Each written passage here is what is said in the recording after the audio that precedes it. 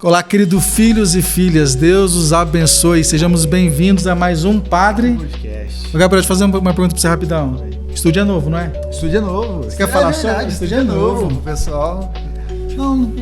Sejam todos muito bem-vindos aí. Nós estamos no estúdio novo, uma graça de Deus muito grande, para poder partilhar com vocês nessa nova etapa do nosso Padre Podcast. E lembrando que a gente comemorou 1 ano e mudamos de estúdio e as coisas vão só melhorando, graças a Deus, né? Agradecer o público que nos acompanha, que sempre esteve com a gente. E continua conosco aqui. É o seguinte, Gabriel, vamos sem mais delongas. Só me cumprimenta antes. Quem é o meu campeão? Quem é o ex-pagão preferido? Sou eu, o melhor ex-pagão. Seja bem-vindo. Se eu não falo isso, padre, ele fica chateado. Padre, é o seguinte, Gabriel, quem que está conosco hoje? Rapaz, é uma presença que veio uma presença ilustre. De fora. Internacional, hein? Internacional. É internacional, porque o que eu aprendi de cultura hoje... Hoje foi o almoço, né? Caramba, moço! Mas só um detalhe aqui rapidamente. Nós vamos apresentar o Padre Fábio, né? Com a graça de Deus está conosco aqui o Padre Fábio Vieira, mas nós estávamos falando só eu e vocês tempo atrás, isso a gente pode partilhar com o Padre também, é o primeiro contato que nós trazemos por nós mesmos. Com as nossas pernas. Podemos dizer assim, né? Todos os outros convidados que vieram aqui, tipo o Padre Adriano Zandoná, que é muito meu amigo, mas Irmã Zélia, todos nós precisamos de um terceiro. Alex Nogueira foi sempre de um terceiro. O senhor, Padre, é o primeiro com a cara de pau, no bom sentido, que eu fui lá, mandei mensagem no Instagram, costumo brincar, não já tem, né? Vamos para humilhação. Vamos lá, mandei mensagem. Demorou um pouco, né? Tudo certinho, mas o senhor está aqui conosco, uma graça de Deus muito grande. Uma alegria. Nessa nova etapa nossa, no novo estúdio, tem o Padre Fábio Vieira aqui partilhando, né, um pouquinho da vida dele como padre e, sobretudo, também da vida do nosso logo santo. Aí, Carlos Acuto. Vai ser uma alegria muito grande. Meu irmão, seja bem-vindo, viu, Padre? Deus o abençoe muito. Muito obrigado pela alegria, pela acolhida, pelo almoço. Foi o almoço. Foi o almoço, realmente. Eu me senti internacional porque fui à Itália e voltei no almoço hoje, né? Literalmente. Com os bate-papos, com a descontração e, acima de tudo, com a fraternidade, né? Eu acho que o bacana, isso eu sinto muito e acho essencial, principalmente na vida do padre, esses momentos de fraternidade, na intimidade com pessoas que de verdade acrescentam na nossa vida. Porque chega uma fase também que a gente não quer ninguém tóxico perto da gente, viu? O que não vale a pena, isso é verdade. O que não vale a pena a gente quer longe. E sentir esse acolhimento aqui em Londrina de vocês foi muito bacana, principalmente nesse momento que antecedeu a esse de agora, né? Que é esse bate-papo, essa conversa, que eu tenho certeza que muito acrescentará na vida daqueles que acompanham vocês, né, e para a gente, porque cada momento como esse é uma riqueza de espiritualidade para todos. Obrigado pelo convite, pela acolhida. Muito obrigado. Continuar mais um pouco agora, que eu lembrei, sabe o que eu lembrei na hora que ele veio falando, cara? Na hora que a gente começou com o projeto lá atrás e poder ver o senhor aqui presente pessoalmente. Verdade, Padre, a gente até brinca, a gente começou despretensioso, quando a gente menos espera, já temos grandes nomes aqui no nosso podcast. Iremos celebrar agora recente, né, daqui o mês que vem, um ano, né, de programa. Ter a presença do senhor aqui só vai enriquecer não só a nossa espiritualidade, né, mas vai enriquecer também no nosso programa, a nossa evangelização dentro das redes sociais, com a presença do senhor. Mais uma vez, muito obrigado mesmo. Antes de darmos continuidade, temos um presente para o padre. É verdade. Por gente, é um presente simples, né, para o padre matar a sede. Ele já foi em vários lugares, né? Mas será que ele ganhou esse? Esse eu tenho certeza que não. Esse eu tenho certeza que não. Tem que abrir? Tem que abrir para mostrar e divulgar. Meu Deus do céu. Um singelo presente aí. Aqui o negócio é... Nem na Itália o senhor ganhava um presente assim. Não. Naquele ano lá, principalmente da pandemia, não tinha podcast. Não tinha podcast. Começou a surgir. Tudo. Foi. É verdade. Começou tudo lá. É simples, padre, mas é de coração. Muito obrigado. Esse o senhor não tem em casa. Padre Podcast, esse realmente eu não tinha. Esse realmente eu não tinha e voltei agora. Então vamos lá. Brinde. Um brinde. Peraí, colocar um pouquinho d'água pro padre aí. Deixa que eu ponho aqui, que é pra gente já ir tomando uma água nesse bate-papo aqui. Eu tô vendo que o negócio vai pegar fogo aqui, né? Será, padre? Vamos que vamos. Eu tô vendo que o negócio vai pegar fogo. Ô, padre, antes de nós falarmos um pouco, né, do querido Carlo Acutis, temos aí a relíquia de primeiro grau do nosso querido Beato, se Deus quiser, dia 7 de setembro santo. Padre, gostaria que o senhor contasse para nós, um pouco, que a gente sempre costuma, como temos a graça de um padre, falar no nosso programa, a sua história vocacional O senhor sempre sonhou em ser padre, o senhor sempre quis ser padre. Como que surgiu a sua vocação, padre? Muito bem. Nunca pensei em ser padre. Igual eu. Falei. Nunca tinha pensado em ser padre até aparecer na minha vida um padre. Um padre que foi responsável por hoje eu ser padre. Uhum. Mas um padre que foi para mim além de um padre, foi um pai. Né? Pela minha história também, o meu pai foi um pouco ausente, né? Meus pais são separados, etc. E esse padre surgiu justamente no momento do conflito entre meus pais para a separação, mas muito mais do que isso, ele foi uma referência e um exemplo, algo assim que eu jamais imaginaria. Tudo começou, né? Eu tinha lá 14 para 15 anos e foi muito interessante. A minha comunidade iria construir uma capela de Santa Terezinha, da paróquia. Aí chamou o pároco para vir ver o terreno. Aí reuniu todo mundo ali da comunidade. Eu lembro que colocaram isso em 1989, colocaram um lampião aceso ali. Isso na periferia de Fortaleza. Uhum. E aquele padre chegou, aquele lampião em cima da mesa, e aquele padre falando com a comunicação muito bonita, etc. Aí eu estava fazendo catequese, a catequista falou que era para ir também a turma da catequese, e nós fomos. Aí eu fiquei longe, foi a primeira vez que eu vi um padre, eu acho. E fiquei de longe olhando aquele padre, e ele empolgado, eu bem distante, meio assim com medo, meio tímido e tal. De repente esse padre me avistou de longe, rapaz. Ele falou: "Ei, jovem, você, vem aqui." Saí correndo. Saiu correndo, padre? Como falam os jovens hoje, vazei. Saí correndo, que nem conversa com esse padre. Aí depois a catequista no outro dia, quando me encontrou: "Que feio que você fez, o padre veio, te chamou lá na frente, você não foi." Eu disse: "Não quero conversa não." Tal. Uma semana depois, lembro como se fosse hoje, estava na minha casa, bateu a porta assim, quem era? O padre. O padre foi na sua casa. Ele procurou saber quem foi aquele jovem que fugiu dele, e ele quis saber quem era, e foi lá na casa. Olha. Ele chegou, quando eu abri a porta que eu vi o padre, eu assustei. Ele chegou e olhou assim para mim: "Eu vim convidar você para o encontro vocacional, porque você vai ser padre." Na lata, assim? Na lata, assim, pá, você vai ser padre. Rapaz, aquilo foi tão estranho para mim, sabe? Aquele convite, aquela... Aí eu disse: "Tá bom, padre, obrigado, tal. Você apareça lá no sábado, no salão paroquial da Matriz, tal, tal." Eu fiquei incomodado, inquieto com aquilo. Falei para minha mãe, assim, e minha mãe também meio por fora de tudo da igreja. Não vai esse negócio de ser padre, não, que coisa é essa? Mas aquilo me deixou inquieto.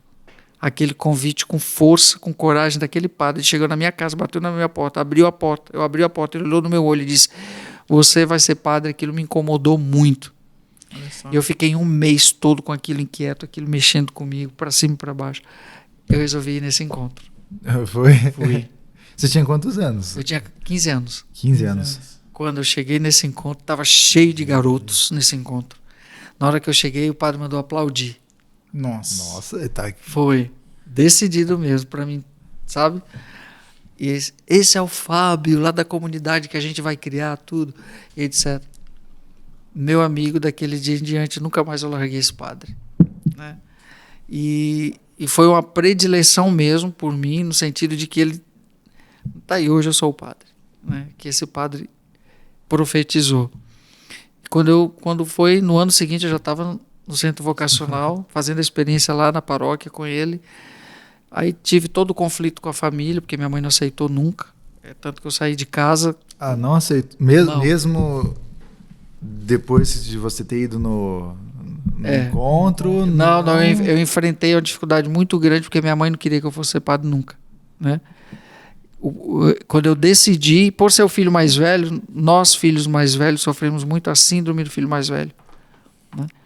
O filho mais velho, sempre os pais depositam tudo, você é cobaia.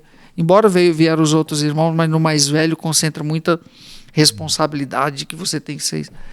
Aí com 16 anos eu saí de casa, eu fui morar com o padre. Eu fui morar com esse padre. Éramos 5 garotos que decidimos ir morar com ele. Nossa. E nesse trabalho vocacional ele era um ex-salesiano. Aí ele disse: "Vocês são livres para irem para a diocese ou irem para a congregação salesiana." Ele, mesmo não sendo mais salesiano, enviava todos os meninos da paróquia dele para a congregação salesiana. E eu decidi ir para os salesianos. E nesse meio tempo a minha família estava toda mudando aqui para Sorocaba, interior de São Paulo. Aí eu vim para a província de São Paulo, dos salesianos. E fui salesiano, professei como salesiano, mas depois do pós-noviciado, quando eu terminei a filosofia, eu deixei a congregação e voltei para casa. Mas esse padre continuou na minha vida do mesmo jeito. Era o meu pai. Ele, na verdade, foi o pai que eu não tive. Porque ele não foi só o pai espiritual. Ele foi o pai humano também, a quem eu tinha intimidade para conversar, para falar, né, para enfrentar as crises da adolescência, do jovem. Era ele. Eu não tomava decisão nenhuma na minha vida sem antes falar com ele. Quando Dona Antônia ficou na minha cabeça, Dona Antônia, mãe do Carlos, para eu ir para a Itália, para ajudá-los na Associação Carla Cutis, mudar para lá, antes eu liguei para ele, Padre Almeida, vou. Almeida, vá, deixe tudo. Eu estava pároco da catedral na época, em Corumbá, vá. E ele morreu em 2019, então assim, ficou uma lacuna muito grande até hoje, porque ele era o pai, o amigo, o conselheiro, o padre, o ser humano. Então assim, eu não fazia nada, mesmo como padre, sem ouvi-lo, entendeu? Bonito. Qualquer mudança, qualquer coisa, qualquer crise, qualquer dúvida, era para ele que eu ligava. Então desde 2019 que eu não o tenho mais fisicamente, mas sinto muito a falta dele, porque se tem uma pessoa no mundo com quem eu me senti amado, foi por esse padre. E eu queria ser como ele, né? E todos os meninos que passaram por ele sentem a mesma coisa. Era um amor assim transcendente, desprendido, de um homem que viveu só para a igreja e que deixou muitos frutos.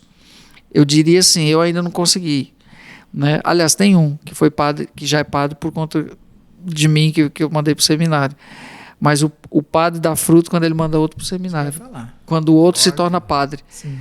E esse, se depender desses frutos, ele está no céu, porque eu rezo missa diária por ele, na minha paróquia perpétua por ele. E todos, era um grupo de coroinhas, éramos 150 meninos, e eu coordenava esse grupo, passei a ser coordenador desse grupo, e daquele grupo saíram 10 padres. 10 padres? Nossa. 10 padres. Do ciclo que você estava cuidando? Aham, do meu grupo de coroinhas. Então, assim, ele era um padre extremamente vocacional, livre, desimpedido, pleno, um Dom Bosco nos nossos tempos. Você quer falar um Dom Bosco nos nossos tempos, olha que bonito. E foi por causa dele. Então, se eu sou padre é por causa dele. Se eu vivo hoje como padre, as minhas atitudes às vezes parece que eu estou vendo ele em mim, de tão forte, de tão impregnado que era, uma personalidade forte que te convencia das coisas de Deus, coisa que a gente não vê muito hoje. Às vezes eu até me pergunto, será se eu sou pelo menos 1% de convencimento que o Padre Almeida foi para todos os meninos que passaram por ele, né? Passamos mais do que de 1.500, 2.000 coroinhas, meninos passaram por ele. Nossa, cada ano a investidura era 100, 150 meninos coroinhas. No ano que eu coordenei eram 150.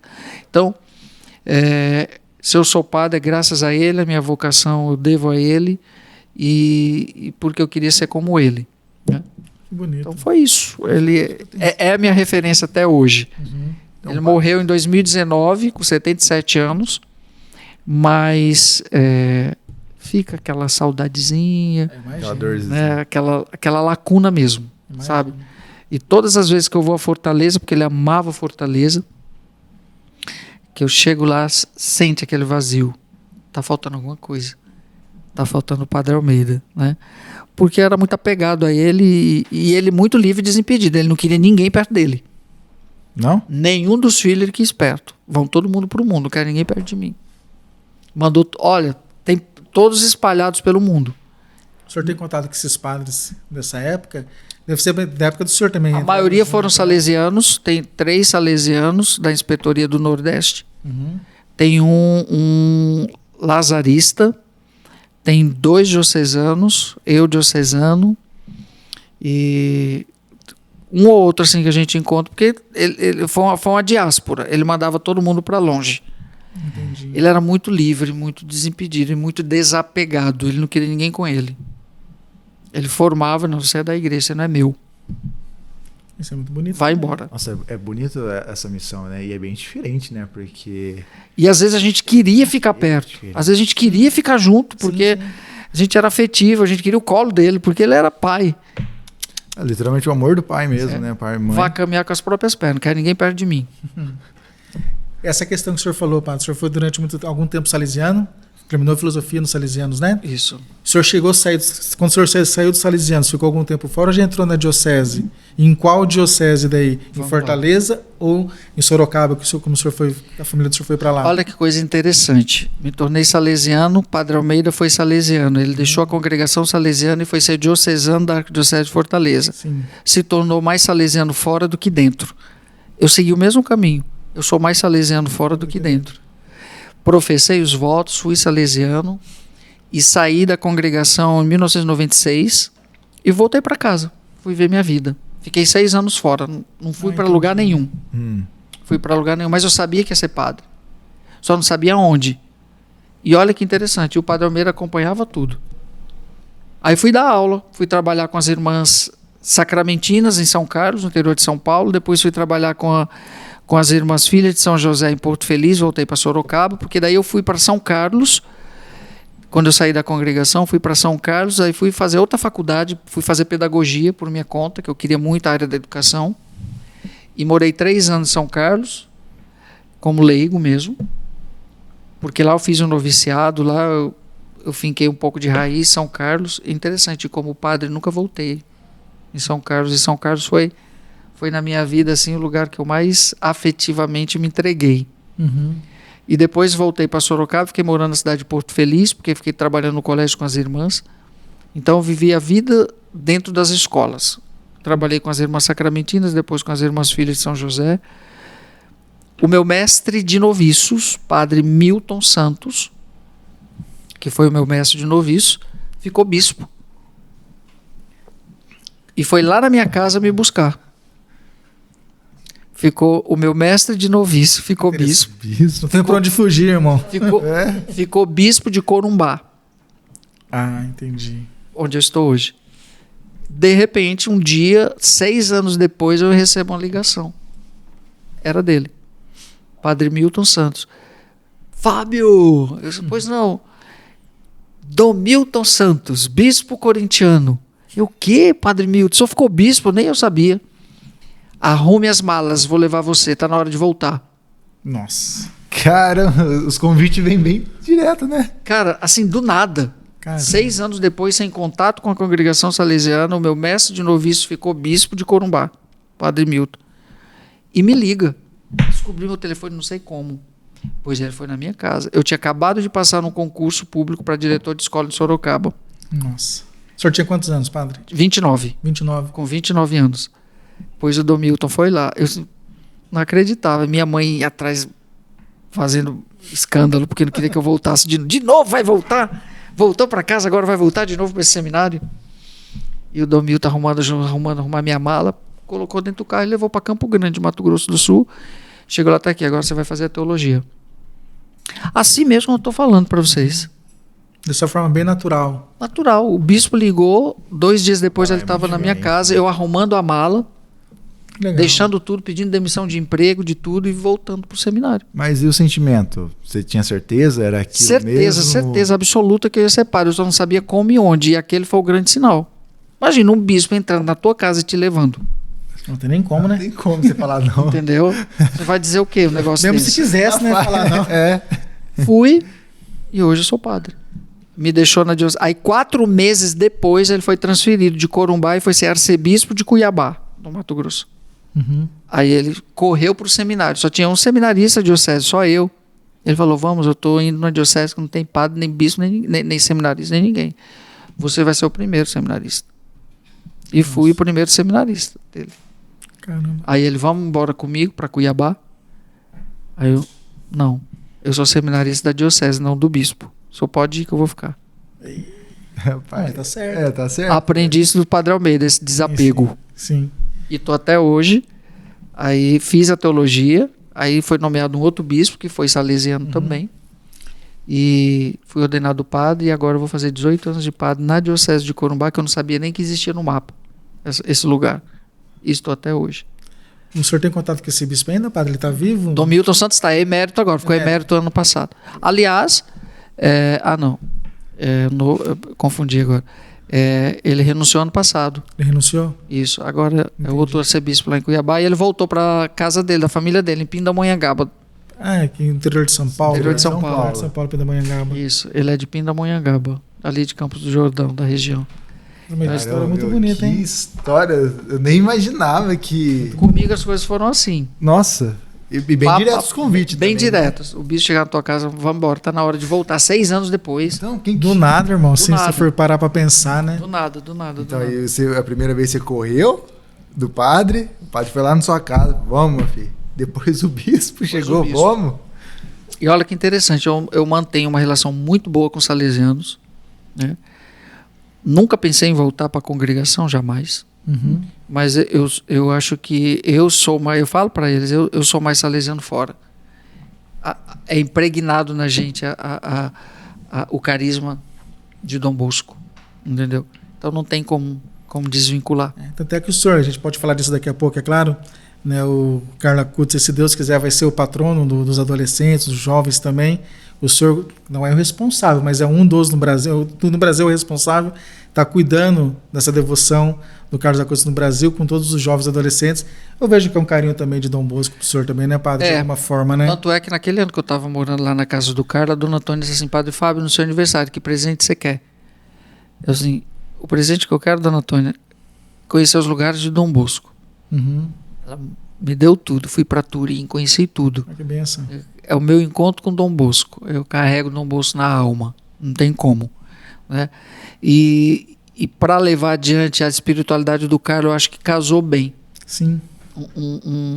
Uma espiritualidade salesiana, de um ex-salesiano, né? Com o jeito do Carlos, sei lá, as coisas vão acontecendo assim.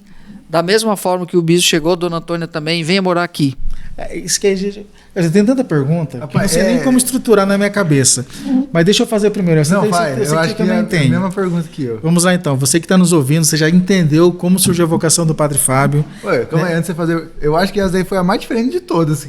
Exatamente. Do bispo chegar e falar assim. Não, a primeira vez que eu ouço também. Depois que eu vou fazendo a leitura das coisas. O que eu ia imaginar o meu mestre de noviço? Exatamente. Não, tem todos os pormenores por trás de tudo isso ainda. 6 anos depois, venha comigo. Do nada, chega na minha casa. Foi mais diferente assim, cara. Interessante isso daí. Vamos lá, pastor, que tem 18 anos de ministério sacerdotal, né?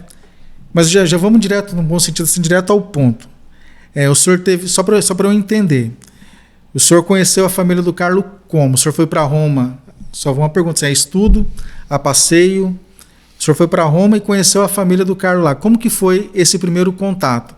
Depois disso, eu tenho outras perguntas para fazer, mas só para a gente entender essa estruturação assim, tá bom? Primeira coisa, nem sabia que existia Carlos Acutis no mundo. Exatamente, imagina. Nem sabia que existia um jovem candidato a santo com um processo de canonização aberto, sepultado em Assis. Zero isso daí. Zero. Nada. Nem sabia que existia Carlos. Tá.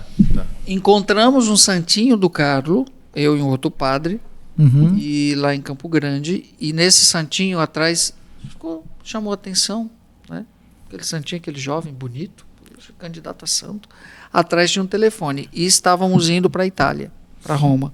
Nos despertou a curiosidade de irmos a Assis, íamos a Assis e queríamos ir no cemitério para saber onde estava sepultado esse jovem. No cemitério? No cemitério. Certo. O cara estava no cemitério, isso em 2012. Sim.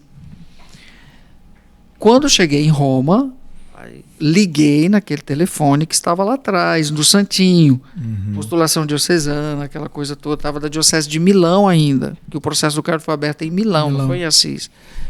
No que eu ligo, quem atende o telefone era uma senhora, e aquela senhora era a mãe do Carlos, Dona Antônia, ela era que distribuía os santinhos do filho. Aí eu, poxa, a senhora é a mãe do Carlos, Dona Antônia, então aqui é o Padre Fábio, estou aqui em Roma, a gente está indo para Assis e gostaríamos de visitar o túmulo do seu filho e tal. Sim, que horas que vocês chegam? Eu disse, Dona Antônia, está chegando tal hora amanhã em Assis. Quando chegamos em Assis, ela estava na estação, quando nós saímos, ela nos colocou dentro do carro e levou para casa dela. Olha só. Não, dona Antônia, nós reservamos hotel. Ela não pode cancelar, vocês vão ficar comigo. Você e outro padre. Eu e outro padre. E ficamos na casa dela. Uhum. Aí fomos no cemitério, ela foi mostrar tudo. Depois fomos pro Padre Pio. Foi assim. Parecia a alegria dela de ter aqueles padres do Brasil na casa dela. E quando nós voltamos, nós começamos a divulgar o Carlo. Eu lá em Corumbá, o padre em Campo Grande. E no ano seguinte o milagre aconteceu em Campo Grande. Só um detalhe aqui, só para eu entender e quem está nos ouvindo também entender. Aqui, óbvio que a gente não conhecia o Carlo ainda no Brasil. Sim. Lá já tinha essa noção que ele poderia ser beato, ele já era venerável, como que era? Carlo era servo de Deus. Servo de Deus. Quando o milagre aconteceu no Brasil, ele era servo de Deus ainda. Entendi. Ninguém na Itália sabia que existia Carlo Acutis, muito menos em Assis. E aqui já de cara já falo, a devoção ao Carlo Acutis é do Brasil para o mundo. Não é da Itália para o mundo, é do Brasil para o mundo. Que teve o seu ápice com a beatificação. Sim, sim. Por o milagre ter acontecido no Brasil, se deu aquela visibilidade total do Brasil como um grande acolhedor da devoção ao Carlo Acutis. Não foi na Itália. Sim, sim. A Itália começou a gostar do Carlo depois de nós. O Carlo é brasileiro, meu filho. Entendeu? Toma, Itália. Toma, Itália. O Carlo é brasileiro, mas o Carlo ama a sua pátria. O segundo milagre foi na Itália. Na Itália. A gente vai falar daqui a pouquinho do primeiro e do Daí segundo nasceu milagre. uma grande amizade com a família do Caramba, Carlo. você... Foi do nada esse surgimento. Foi a partir disso. A partir Então, disso. quem me apresentou o Carlo? A mãe dele. O senhor foi lá, conheceu a família, ficou um período na Itália. Quanto tempo, senhor? Naquela primeira vez, nós Isso. ficamos uma semana. Uma semana. Uma semana, voltamos para o Brasil. Continuaram os trabalhos Aí aqui. quando eu vi no ano seguinte, já estava eu lá na Itália de novo com a dona Antônia na casa dela. Por conta da beatificação. Por conta do milagre. Milagre da beatificação. E por férias, todas as férias eu estava lá. Ah, entendi. Criou uma amizade muito bonita. Foi, aí ficou uma coisa muito família mesmo. Todo ano estava lá. Né, o senhor me perguntou fora dos bastidores quantas vezes eu fui na Itália. Sim. Esse ano será a 19ª. 19ª. Só isso. Só isso. Não foi nem Tinha vezes que 2 vezes no ano eu ia para a Itália. Sim. E eu sempre fico hospedado lá com eles. Agora mesmo, há um mês fui. Eu vi que o senhor estava lá com ela. Isso. Depois o grupo foi comigo, o pessoal ficou lá no... Vocês foram para a canonização, daí acabou o falecimento do Papa Foi. e não acontecendo, né? Eu vi. Então, essa amizade se gerou ao ponto de Dona Antônia, venha para cá para ajudar na Associação Carlo Acutis. A pretensão dela era que eu ficasse encardinado lá em Assis, Ah, entendi. para atender no santuário, os peregrinos, e porque está sendo feita, que vai ser inaugurada esse ano, o Memorial Carlo Acutis, né, que fica no Monte Subásio. Lá na Assis Antiga também, ela comprou uma chácara, um grande espaço de retiro, de encontro, onde vai ser o Memorial Carlo Acutis para visitação. E a ideia dela de ter um padre lá à disposição para acolher os peregrinos, etc., as pessoas. E tudo foi acontecendo que, né, a ideia, na cabeça dela seria eu.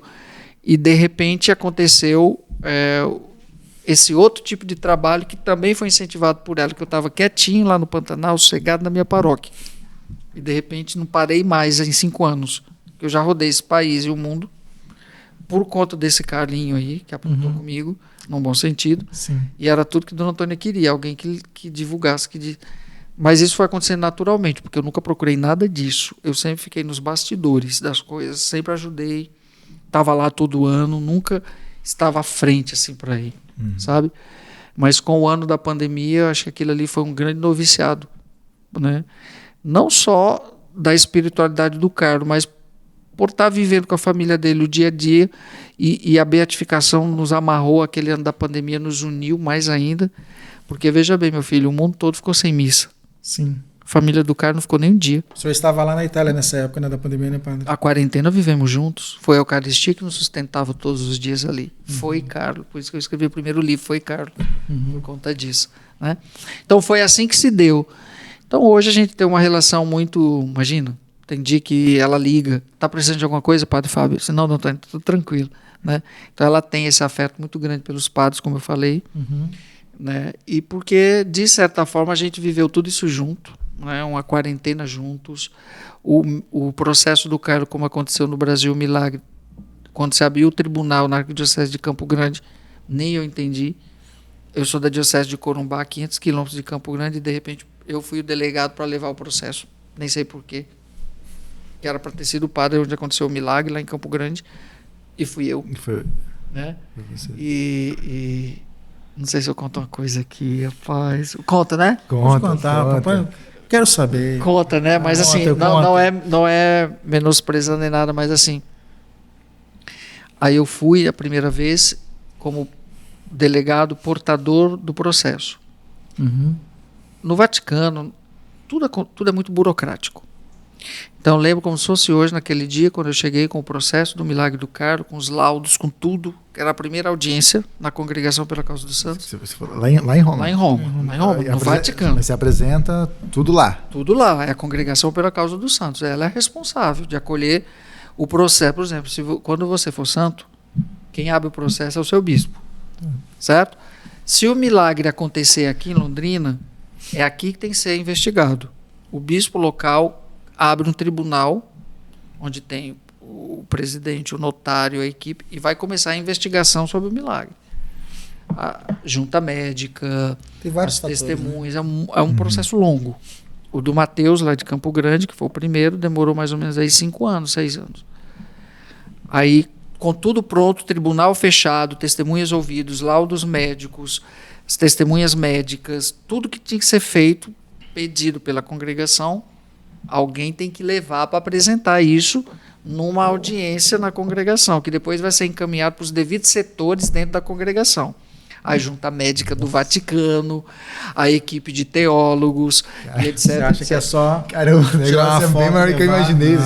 Aí houve essa audiência, aí estava lá eu, Dona Antônia, presente, né, o secretário do cardeal, o prefeito da congregação, a equipe e tal, abre-se, aí é feita toda a apresentação. Aí eu lembro, nós ficamos lá mais ou menos 1 hora, isso é tudo agendado, porque é burocrático, né? Não sabe quando que vai ser agendado outro momento, tem que ser aquele momento.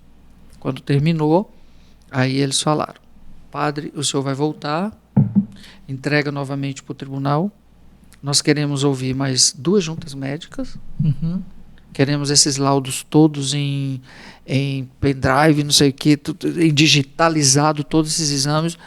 O menino tem que ser feito o exame novamente, mais novas testemunhas. Tá bom, só obedeço. Cheguei, voltei para Campo Grande, entreguei para o tribunal. Olha, o Vaticano pediu para vocês fazerem tudo isso de novo. Beleza. Aí eles passaram mais 7 meses para fazer isso. Aí foi marcada a nova audiência. E Dona Antônia, quando que marcou a audiência? Aí, quando marcou a audiência,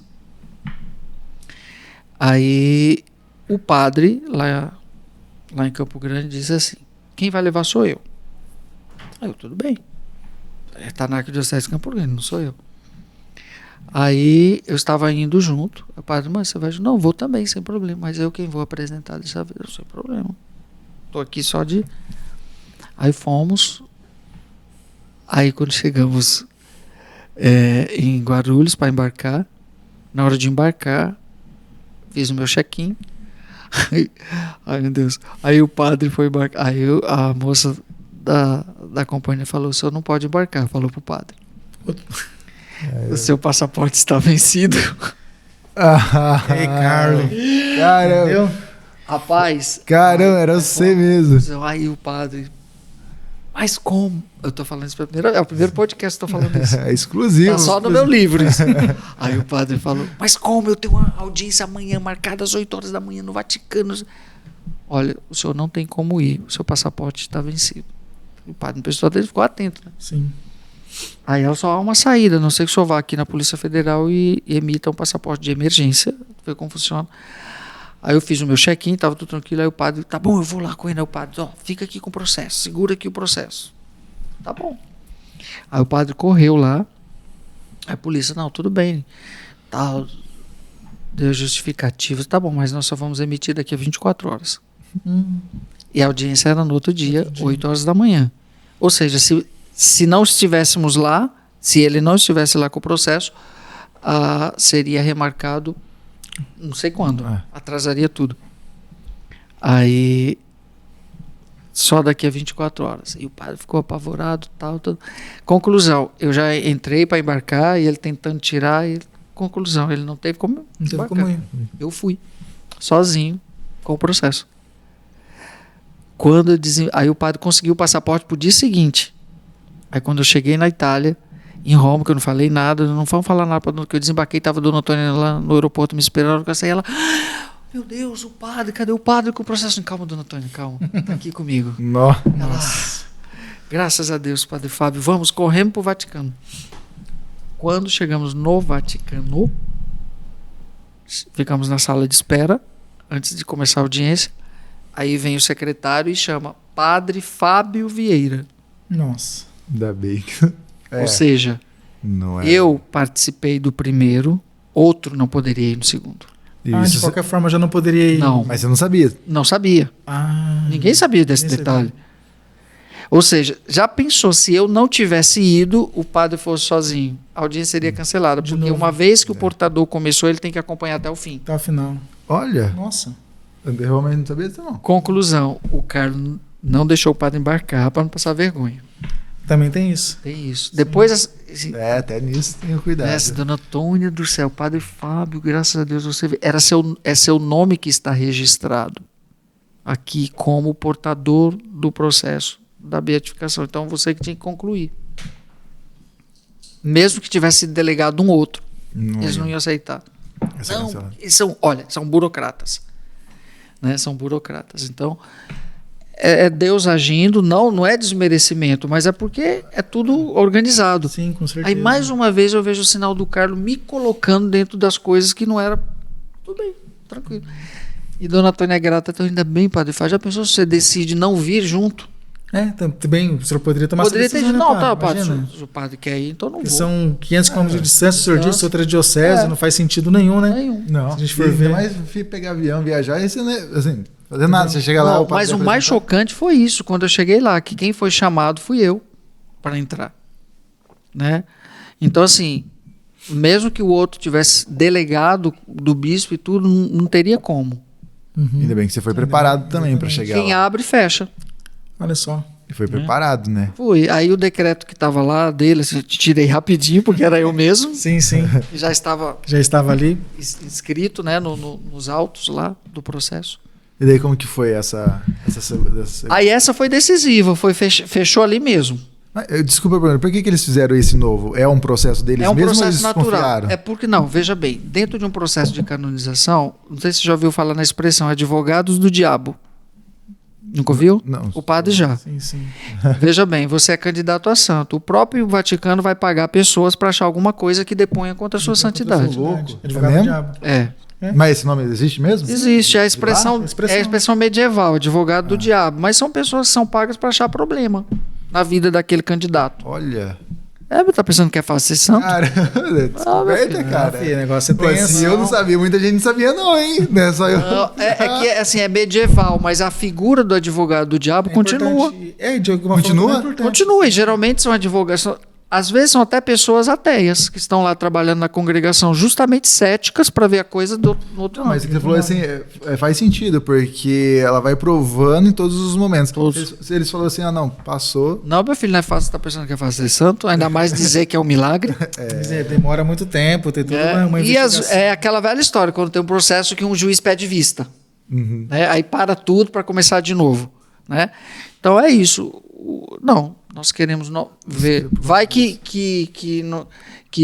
o milagre não aconteceu, vai que voltou a doença. Tá. Então vamos de novo. Nós queremos. Aliás, queremos outra junta médica que não tenha nada a ver. Para realmente atestar e provar que foi um milagre. Tudo embasado nos laudos médicos. Por um lado, tá certo também. Não, né? é prudência. É prudência. Porque nem tudo é milagre. Sim. Nem tudo é milagre. Muita coisa é graça, que é diferente de milagre. Graça e milagre é diferente.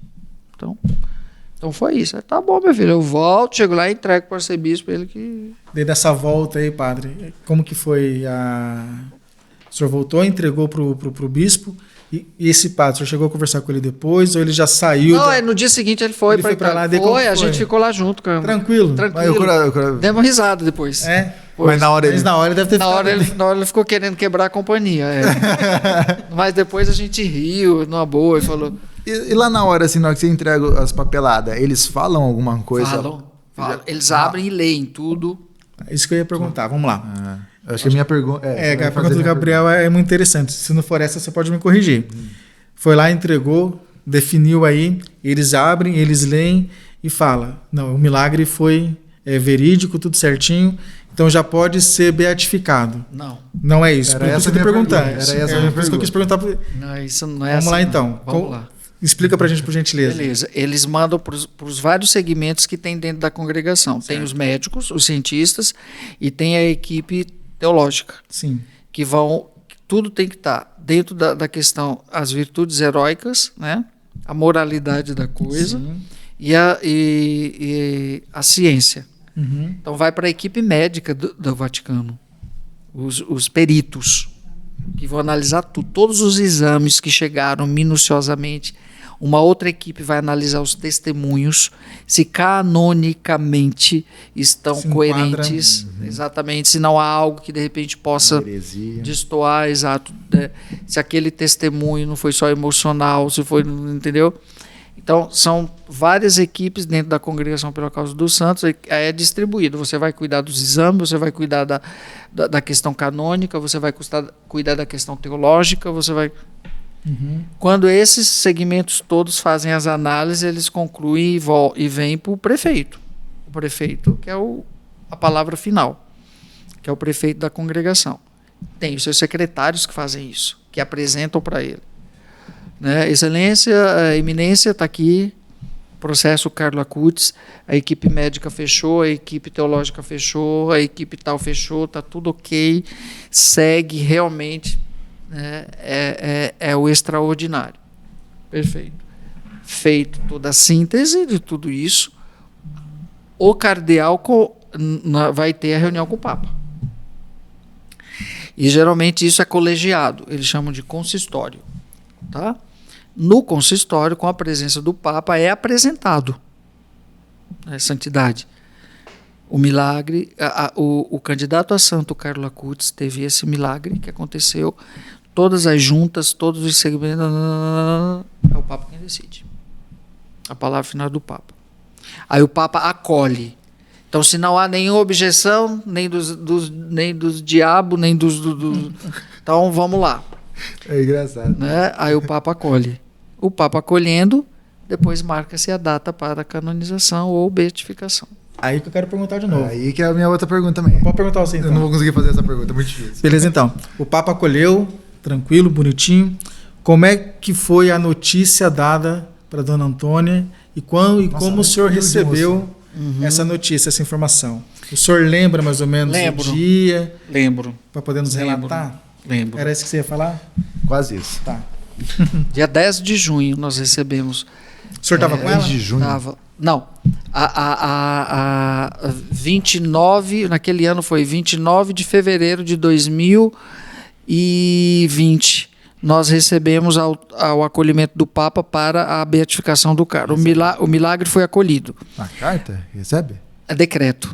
Decreto. O Papa anuncia via Congregação pela Causa dos Santos sempre. Tá. E o bispo de Assis, que é o bispo postulador, que faz o anúncio. Uhum. Então, eu lembro fosse hoje, foi 29 de fevereiro de 2020. O senhor estava com a Dona Antônia em Roma? Estava lá e a gente estava no aguardo, porque isso tudo estava em sigilo ainda. Certo? Somente aí a postulação que recebe o comunicado também oficial. No caso, o Nicola Gori, que é o postulador da causa, recebe, mas só o bispo pode anunciar. Então, eu estava lá quando saiu o anúncio. Né? E do trâmite todo. Já tinha fechado toda a investigação, a gente estava no aguardo. Uhum. Isso em 2019. Demorou quanto tempo? De 2013 até 2019 para acolher isso. Né? Pouco tempo. 6 anos, né? Por aí. Mas é o processo, né, padre? É o processo, não adianta. Então, esse foi o do Brasil. O segundo milagre para canonização foi em 2022, demorou 2 anos só. Porque foi muito óbvio, muito óbvio. Então, aí as instâncias burocráticas que vão hierarquicamente dando... O Papa acolhe, o prefeito passa para a postulação, que passa para o bispo, que anuncia, que chega na mãe. Imagina o coração dessa mãe. Nossa, como que ela reagiu? Como que o senhor reagiu na hora aqui? Assim, em off, nós ficamos sabendo um dia antes do anúncio, porque estávamos lá. Até pela questão do fuso, né? Aqui no Brasil soube depois. Mas a gente já estava sabendo e ficamos se segurando porque não podia falar. Tinha que ter o anúncio primeiro do bispo de Assis. Quando o bispo de Assis anunciou, a gente pulou, tocou os sinos lá, fizemos uma festa. Mas assim, um dia antes a gente soube, né, que o Papa já tinha acolhido e que ia ser a qualquer momento anunciado. Né, que estava tudo certo, estava fechado o milagre. Coração da mãe. Cara, você tá doido. Não, ela não se cabia de alegria, não via a hora, né? Anuncia logo pra gente falar, pra gente comentar sobre isso. Antes de chegar, padre, na questão do menino Mateus, que foi aqui, né, no Brasil, na cura dele, também acho que de uma leucemia, né? Foi. Não, foi um problema no pâncreas. Problema no pâncreas. Foi deixa eu fazer uma pergunta pro senhor, não sei se de repente chegou aos ouvidos do senhor. Uma dúvida minha muito particular. Porque nesse processo eu acredito que deve ter aparecido outros milagres, né, com toda certeza. Esse foi o reconhecido, é claro, por toda essa junta que o senhor acabou explicando para nós agora. Mas deve ter chegado outros tipos de milagres, de outras crianças, enfim, de outras pessoas. De fato isso aconteceu? E se o senhor tem algum contato, né, desses outros milagres que possivelmente possa ter chegado, que não foi aprovado, né, pelo Vaticano, pelo Papa, tudo isso que o senhor explicou, mas teve outros milagres? Muitos mesmo. Do Brasil, concomitantemente com esse, na época tinha uns 4. Uns 4. Tinha um outro, eu lembro que na época, lá da Itália mesmo, tinha um da Argentina, tinha um do México. Veja bem, por isso que é importante a gente fazer a diferença. Muita coisa era graça, não era milagre. Mas não está impedido de você mandar os relatos e os laudos disso para a postulação. Foram mandados? Foram, muita coisa, mas muita coisa mesmo. Muita, mas não tinha consistência. Nisso é a prudência da igreja, né? Então, onde há possibilidade de cura de qualquer coisa, mesmo que seja 1%, não é milagre. Então, se a pessoa está com câncer, o médico diz assim, olha, você faça todo o tratamento que você tem 10% de chance de cura. Aí a pessoa vai, reza, pede a intercessão do Carlos e fica curada. É milagre? É milagre? Aí é graça. É graça, por quê? Porque tinha 10% de chance. Agora, se essa mesma pessoa está com câncer, o médico, a ciência diz, olha, metástase, você vai morrer em 1 mês, não tem cura. E a pessoa pede a intercessão do santo, é curada? É milagre. Então, é o extraordinário no ordinário. Eu não sabia, não. Tá? Então, assim, estou com dor de cabeça, pedi ao Carlos, fui curado da dor. É milagre? Não. Precisa incomodar santo para isso. Tem analgésico. E de pirona. Entendeu? Então, assim, enquanto houver a possibilidade de cura, não é milagre.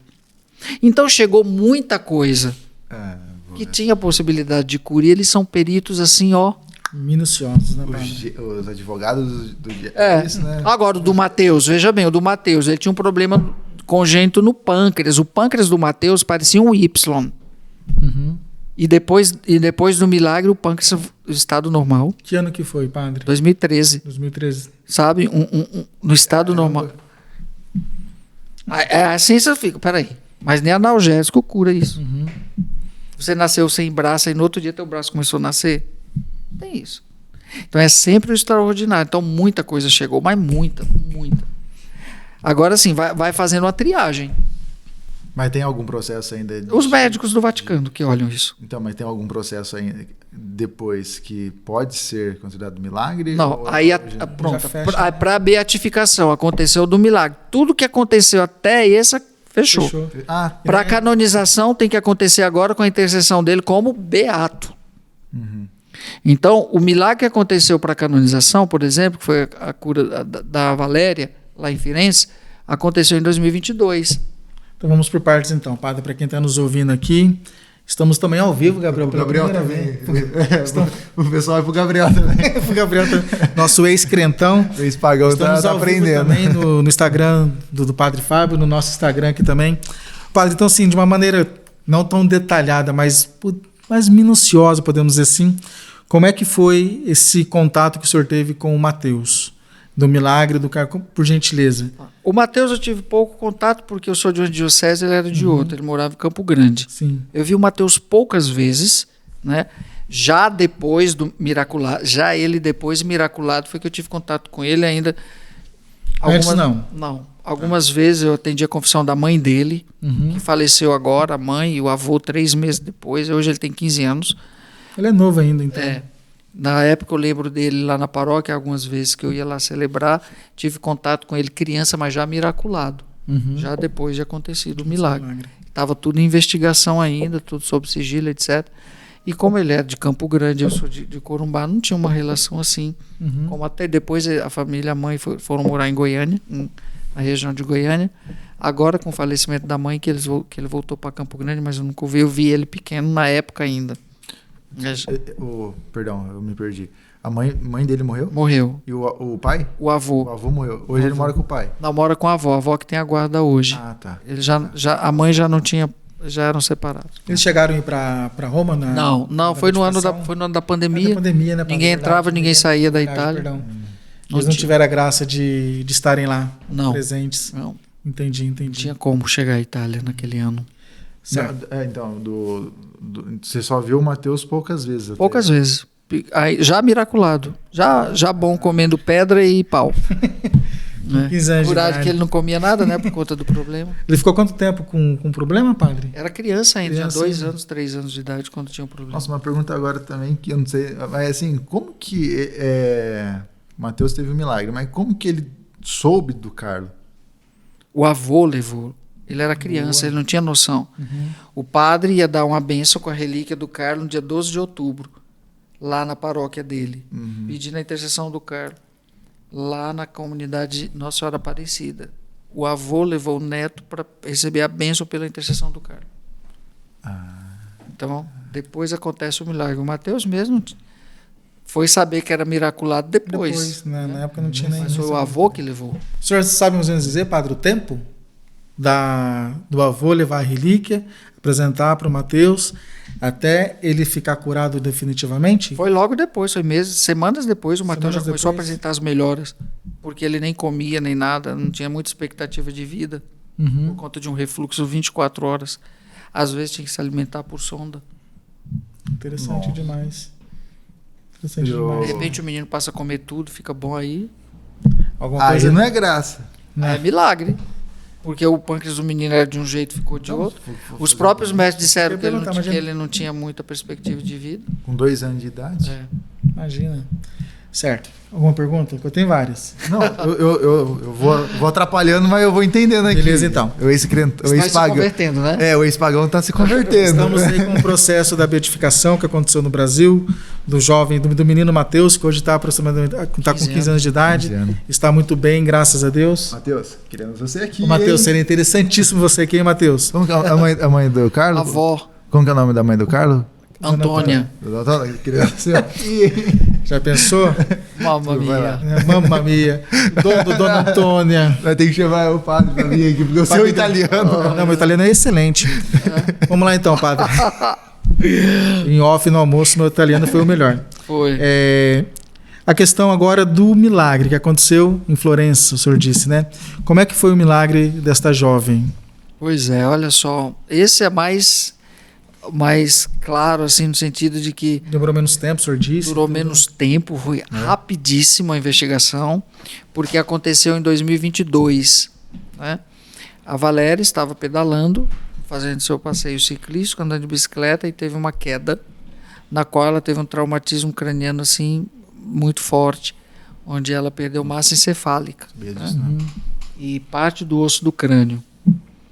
A mãe correu a Assis para pedir a intercessão do Carlo pela filha, porque a ciência tinha dito, os médicos tinham dito, ela vai morrer ou vegetar, nunca mais vai andar, não vai falar, não vai respirar. Nossa. Né, vai ter sequelas gravíssimas, se sobreviver. E semanas depois que a mãe pediu a intercessão do Carlo, simplesmente a menina acordou, começou a respirar, tirou o traque, começou a andar. Rapaz! Então assim, perfeitamente. Então, como assim? Alguém que a ciência disse que ia morrer ou vegetar, tá andando, falando sem sequela nenhuma, parece que nada aconteceu. E foi rápido? Rápido. A investigação não demorou nem... Foi em 2022, não demorou nem um ano direito. E o milagre?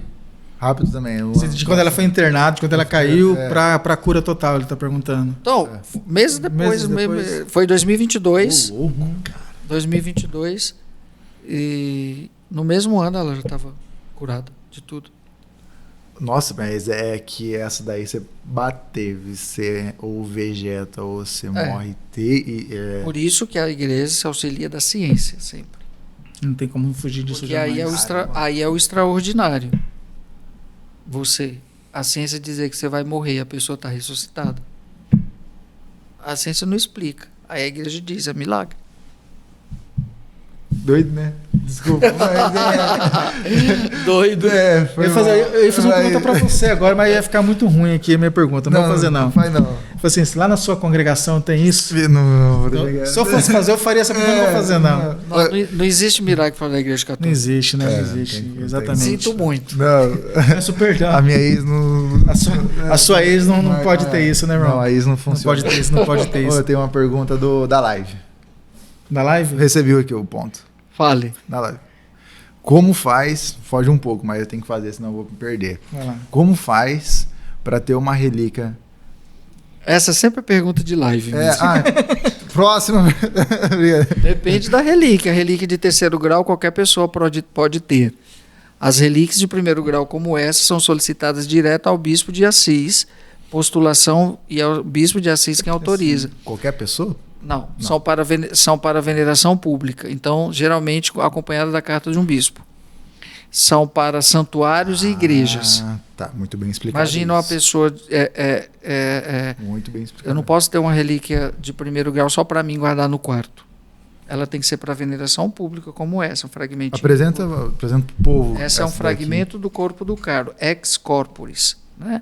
Então é para veneração pública. Então ela vai comigo para veneração pública, para peregrinar. Mas qualquer padre, qualquer paróquia, qualquer igreja pode ter uma relíquia, é só solicitar e buscar direto em Assis. Elas não são enviadas pelo correio. De segundo grau quase não tem, porque são pertences do Carlo. Então isso é muito raro de ter uma relíquia de segundo grau. De primeiro grau, de terceiro grau, todos nós podemos ter, né? Que são geralmente tocadas. Me falaram que tinha que dar um presente para vocês, então já vou dar logo. É mesmo? É.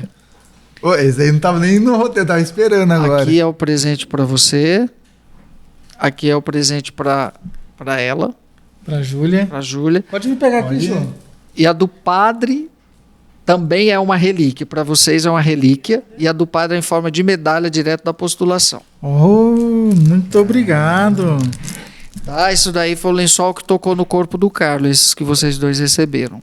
E essa daqui? Essa daí também, só que está dentro de uma medalha para você usar. Muito obrigado, padre. Muito obrigado. Tem mais pergunta aí, Ju? Se não tiver, eu já tenho várias. Então essas são relíquias de terceiro grau. Outra... Você vai me orientar, né? Eu tenho que perguntar. Essas é mais fácil de se conseguir. Por exemplo, agora nós só vamos ter algumas depois da canonização. Quando eu for para a Itália agora, eu vou trazer mais. Entendeu? Essas daí eu trouxe agora. Você esteve agora lá, né? Estive agora, então tem o selo da postulação e etc. Sim. São autênticas, né? Ô padre, calma aí, deixa eu só pedir uma orientação. Pedir uma orientação. Aproveita que não é todo mundo que tem a relíquia do Carlo, viu? Sim, imagino. Mas assim, como que eu pergunto, Ricardinho? Ele quer saber... Modula? Vamos lá, eu já entendi a pergunta dele. Ele quer saber o seguinte, 2 perguntas. O Gabriel quer saber. Ele pode deixar desse jeito, ou ele pode comprar um relicário, por exemplo, pode colocar no relicário. Pode plastificar, pode colocar no quadro, do jeito que você quiser tratar, porque é uma relíquia. Entendeu? É isso a pergunta? Era isso a pergunta. Certo? Ela tem uma dignidade. Poxa, essa daí foi o lençol do Carlo, né? Tocado no corpo dele. Do Carlo. Padre, vamos lá então. Você tem mais alguma pergunta? Não, tranquilo. Muito feliz. Já estamos... Estamos nada, só vamos, irmão. É muita coisa. Padre, vamos lá. Agora algo muito óbvio que o senhor já deve ter respondido isso várias vezes. Eu já ouvi o senhor dizer isso em alguns podcasts, né? Como é que foi, depois da beatificação do Carlos, o senhor morando com a família do Carlos no período da pandemia, por exemplo, entrar no quarto do Carlos e ter a certeza, poxa, aqui deitou um santo que vai ser canonizado agora, aqui estudou, aqui tem um caderno aqui do menino, toda essa questão, como é que foi isso para o senhor, padre? Ter experiência de visitar a casa onde um santo viveu e, sobretudo, com a família também dele, né? Que não era tão católica assim, né, padre? Você quer ver o caderno do Carlos? TT, pega o caderno. Nada. Trouxe? Trouxe. Tá lá dentro da mochila. É mesmo? Dentro da mochila, dentro do carro do padre. Não. Pode ir lá pegar no minha carro. mochila aí, Pega aí. Vamos começar pelo caderno. Nada. Vamos começar pelo caderno. Eu vou pegar uma água que ficou muito quente aqui. Menino, no primeiro zíper ali de cima, tá emocionada? Ô, TT, você já tá acostumada já, a gente tá nervoso. Tá aí dentro pelo amor de Deus. do encarte dos devotos. Aí, Você dentro, que tá aí traz o encarte todo, dá o pacote. Eu Isso. também, cara. Nossa. Pronto. Não. Então vamos começar por aqui. Nossa. Começar por aqui. Bom, aqui é uma relíquia de 2º grau. 2º grau, sim. Lá, esse caderno aqui é o caderno de geografia do Carlos. Nossa senhora. Podem ver É a letra dele. letra dele. Nossa. Eu não sou padre, não sei se eu posso pegar. Pode. Relar. Caramba. Esse é um caderno de Tem geografia como do filmar Carlos. aqui certinho? Então, essa é uma relíquia de 2º grau. Ô, cara, tinha que melhorar a escrita aqui, hein, moço? É italiano. Ah, entendi. Tá em italiano, tá, filho? A letra do cara é muito bonita, cara, que tá em italiano. Não, realmente é uma caligrafia bonitinha. Sim, sim, que tá em italiano. Nossa, cara. Ô, louco, moço. Então, esse caderno era dele. Nossa. New York, Los Angeles. Ó, geografia. Aham. Ele escrevia Ó, pouco. aqui, ó, perdão, aqui ele tentou escrever Londrina, não terminou, tá Não, tipo Londra. É Londres. Londres. Cidade que Será ele não era nasceu. Londrina, padre. Não, não é Londrina. era? Não. Vem que não tem. Poxa vida. Essa aqui é uma prova de matemática dele. Prova de matemática? Nossa. A letra dele, de fato, era muito bonita, cara. Pede desculpa, Gabriel. Desculpa, cara. Desculpa mesmo. Olha só. Nossa, cara. Caramba, moço. Nossa, tô vou sem ter quase acreditar. chorando. Que legal, que legal. Tem que a legal. data dessa prova, vamos ver a Tem a data. data aqui. Aqui, A Carla, ó, 23/5/2002. a Cutis Carlos. Nossa, cara. Tava no quarto elementar, no ensino fundamental. Que legal, que legal. Quanto que ele tirou na prova? Não tem a nota. Não tem a nota, não Mas tem saiu a nota. poucos erros, ó. Tinha só uma correção. Sim, exatamente. Por isso que eu tô perguntando. Pouquíssimos erros, né? Uhum. Eu vou ver de novo, gente. Muito... Nossa, cara. Não tem ideia, Aqui cara. também. Ô, padre, muito obrigado. Eu Nossa, não tava nem esperando um negócio desse. muito obrigado mesmo. Você quer ver, Gabriel, mais um Ótimo, pouquinho? moço. Não sei nem quando que eu vou ter esse momento. Então, mês passado eu deitei na cama dele de novo, que eu sempre fico lá. Eu tô perguntando, mas porque eu vi. Eu vi isso daí. O senhor fica no quarto dele? Eu fico. Nossa, o Antônio negócio muito que legal. Não, de verdade, que legal mesmo. Então, assim, Que legal. o quarto dele, a linha Assis, como o de Milão, estão lá do mesmo jeito. Eles têm duas casas, padre? Tem Desculpa. duas casas. A linha Assis, eles têm duas casas. Vocês onde está o corpo dele?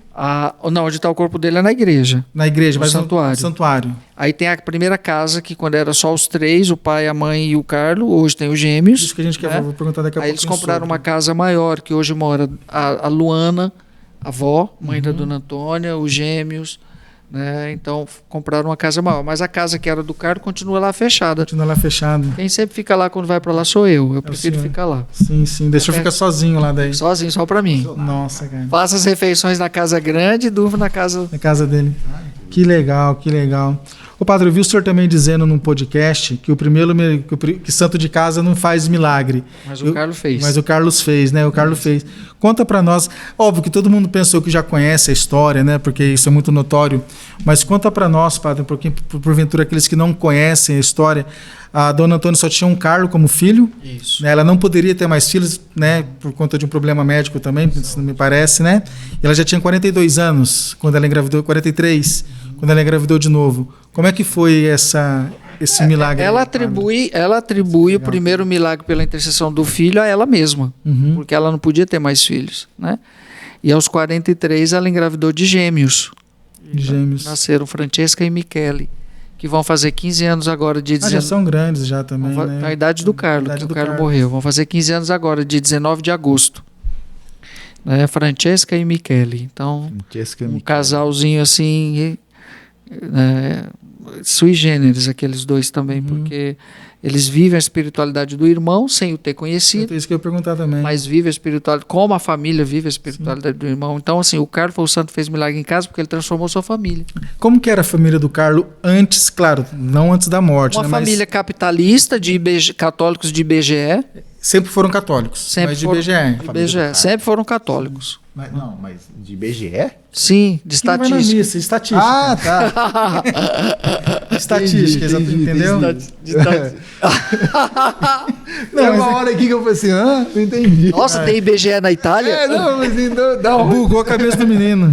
De estatísticas, não praticantes. Católicos não praticantes. De cumprir só a proforma. No domingo. Batismo, primeira comunhão, e o Carlos envolveu com o seu carisma a sua família em primeiro lugar. Ele converte primeiro a família a viver a catolicidade mesmo, né? Então, em síntese, se a gente fosse dizer o que Carlos fez de extraordinário, Carlos foi um católico de verdade. Sim. Porque o caminho de santidade a igreja já nos apresenta. Basta você querer fazer, só isso. E ele foi, até porque a gente só pode amar o que se conhece.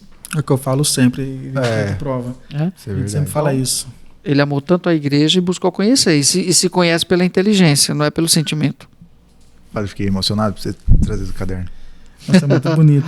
Eu tenho o capacete também, mesmo. eu tenho o capacete de ciclismo dele. De verdade mesmo. Eu tenho a camiseta dele. Legal. Nossa. E daí a dona Antônia, ela engravida com 43 anos. Tenho gêmeos. Tem os gêmeos. É uma pergunta. O senhor, óbvio, conhece os gêmeos. Eles participam hoje, assim, padre, por exemplo, aqui no Brasil, não sei como que é lá em Roma, né? Lá tem grupo de adolescente, grupo de jovens, tem acólitos, tem coroinha. Eles participam de algum movimento, de alguma pastoral. Eles são, claro, conhecidos, é óbvio, mas assim, eles são procurados para dar testemunho, para dar alguma palestra, alguma coisa nesse sentido? Vamos lá, boa pergunta. Primeira coisa que a família, sobretudo o pai do Carlos, faz é preservá-los disso. Imagino. Para eles terem uma vida normal, como qualquer outro adolescente. Não é porque são irmãos do Carlos para não haver essa cobrança, que eles têm que ser santo como irmão. Embora eu vejo neles uma grande santidade também. Mas por opção e pela criação. Sim. Aquilo que Carlos não teve, os irmãos tiveram. Os irmãos já nascem num ambiente catequizado e catolicizado. Muito. No caso do Carlos foi o inverso. Sim. Então, vejam bem, o pai nem permite que eles tirem fotos, que eles não sejam reconhecidos publicamente. Eles não são conhecidos publicamente? Não. Entendi. Agora, no dia da canonização, como eles vão estar, vixe, os paparazzi vão estar tudo em cima, mas assim, agora mesmo eles viajaram para a Suíça com os amigos de sala de aula, justamente para não haver esse assédio, essa coisa, porque sabe como são as pessoas. Então, o mundo, né? São irmãos do santo, mas eles têm que ter a vida deles. Por exemplo, conversando com eles agora, né, Francesca disse: Padre Fábio, eu decidi que você é médica. Ela quer ser médica. E você, Michele, que é um menino? Não lo só, ainda não sei. Dona Antônia torcia para que eles fossem religiosos, né? Mas deixam os livros. Então, assim, eles são educados de tal forma que eles têm a liberdade de serem eles. Porém, são meninos, são adolescentes que leem 3 livros por semana, que já leram todo o catecismo da Igreja Católica, que fizeram a primeira comunhão com 5 anos de idade, que são de missa diária e de terço diário. Essa aqui é o quê? Então, assim, mas porque a família hoje vive o carisma do filho? Imagina, seria até incoerência a família não seguir aquilo que o filho disse. E que mostrou que por aquele caminho se chega ao céu, né? Mas eles preservam eles muito de tudo. Que bom, que legal. Para terem a vida deles. Então é tanto que eles nem permitem que tirem fotos, etc. Tem outra pergunta. Tem várias, né? Vai estar acabando, padre. Finalizando. Não sempre falo 4 finalizar. Foi só no primeiro agora. Demora demais para ir pro segundo. Tô brincando. Padre, vamos lá. Também acho que uma dúvida minha, muito particular, ouvindo o senhor nesse conto, porque eu achava que de fato era um pouco diferente. Que eles, pelo menos, apareciam, podemos dizer assim, tipo numa missa publicamente. Por isso que eu fiz a pergunta para o senhor. E é muito bom saber, é muito prudente também dos pais, óbvio, ter essa preservação em relação a isso. Dona Antônia é a mensagem viva do filho. É ela que é a portadora para tudo. Exatamente. Nem o pai faz, raramente ele aparece em público para falar alguma coisa, muito menos os gêmeos. Dona Antônia é quem assumiu esse papel. O senhor teve a oportunidade, claro, de visitar o corpo agora. A gente vai falar um pouquinho da incorruptibilidade do corpo do Carlos, mas eu penso que o senhor já esteve lá visitando o corpo do Carlos, mas com os irmãos dele? O senhor já esteve lá visitando o corpo do Carlos com os irmãos dele? Não, só com Dona Antônia e com o pai. Como que é, padre, para eles verem o filho daquela forma? Não sei se eu me fiz entender. Fez. Ver o filho daquela forma. Você falou como um brasileiro mesmo. Obrigado. Eu acho que não sei se foi um elogio, foi uma crítica. Não, acho que foi um elogio. Brasileiro mesmo. O brasileiro vê as coisas. Ele vai explicar. Nós vemos as coisas de uma forma muito afetiva. Afetiva, emocional.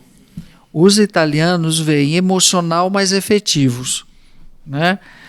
Vamos tentar. Calma, vamos lá de novo. Deu uma bugada de novo. Vamos dar um exemplo. Eu gosto de dar o exemplo do pai do Carlos, que até dei o exemplo hoje lá pro pessoal. Sim. O pai do Carlos perguntou para mim: por que, padre, que vocês brasileiros enxergam com os olhos, enxergam com as mãos? As mãos, que eu tô aqui no caderno. Brasileiro deixa eu ver, padre, deixa eu ver. Quer folhar. Nós somos cara. assim. O italiano, para ver, não precisa pegar. Tá. Entendeu? Certo? Então, assim, Entendi. a forma deles encararem esse processo, até porque hoje é uma família de maturidade de fé, ver a relíquia, os restos mortais do filho, para eles não é uma coisa emocional, mas é uma coisa mais racional. Né? Poxa, isso é um sinal de Deus. O brasileiro vai chorar, vai tocar, meu filho ressuscita.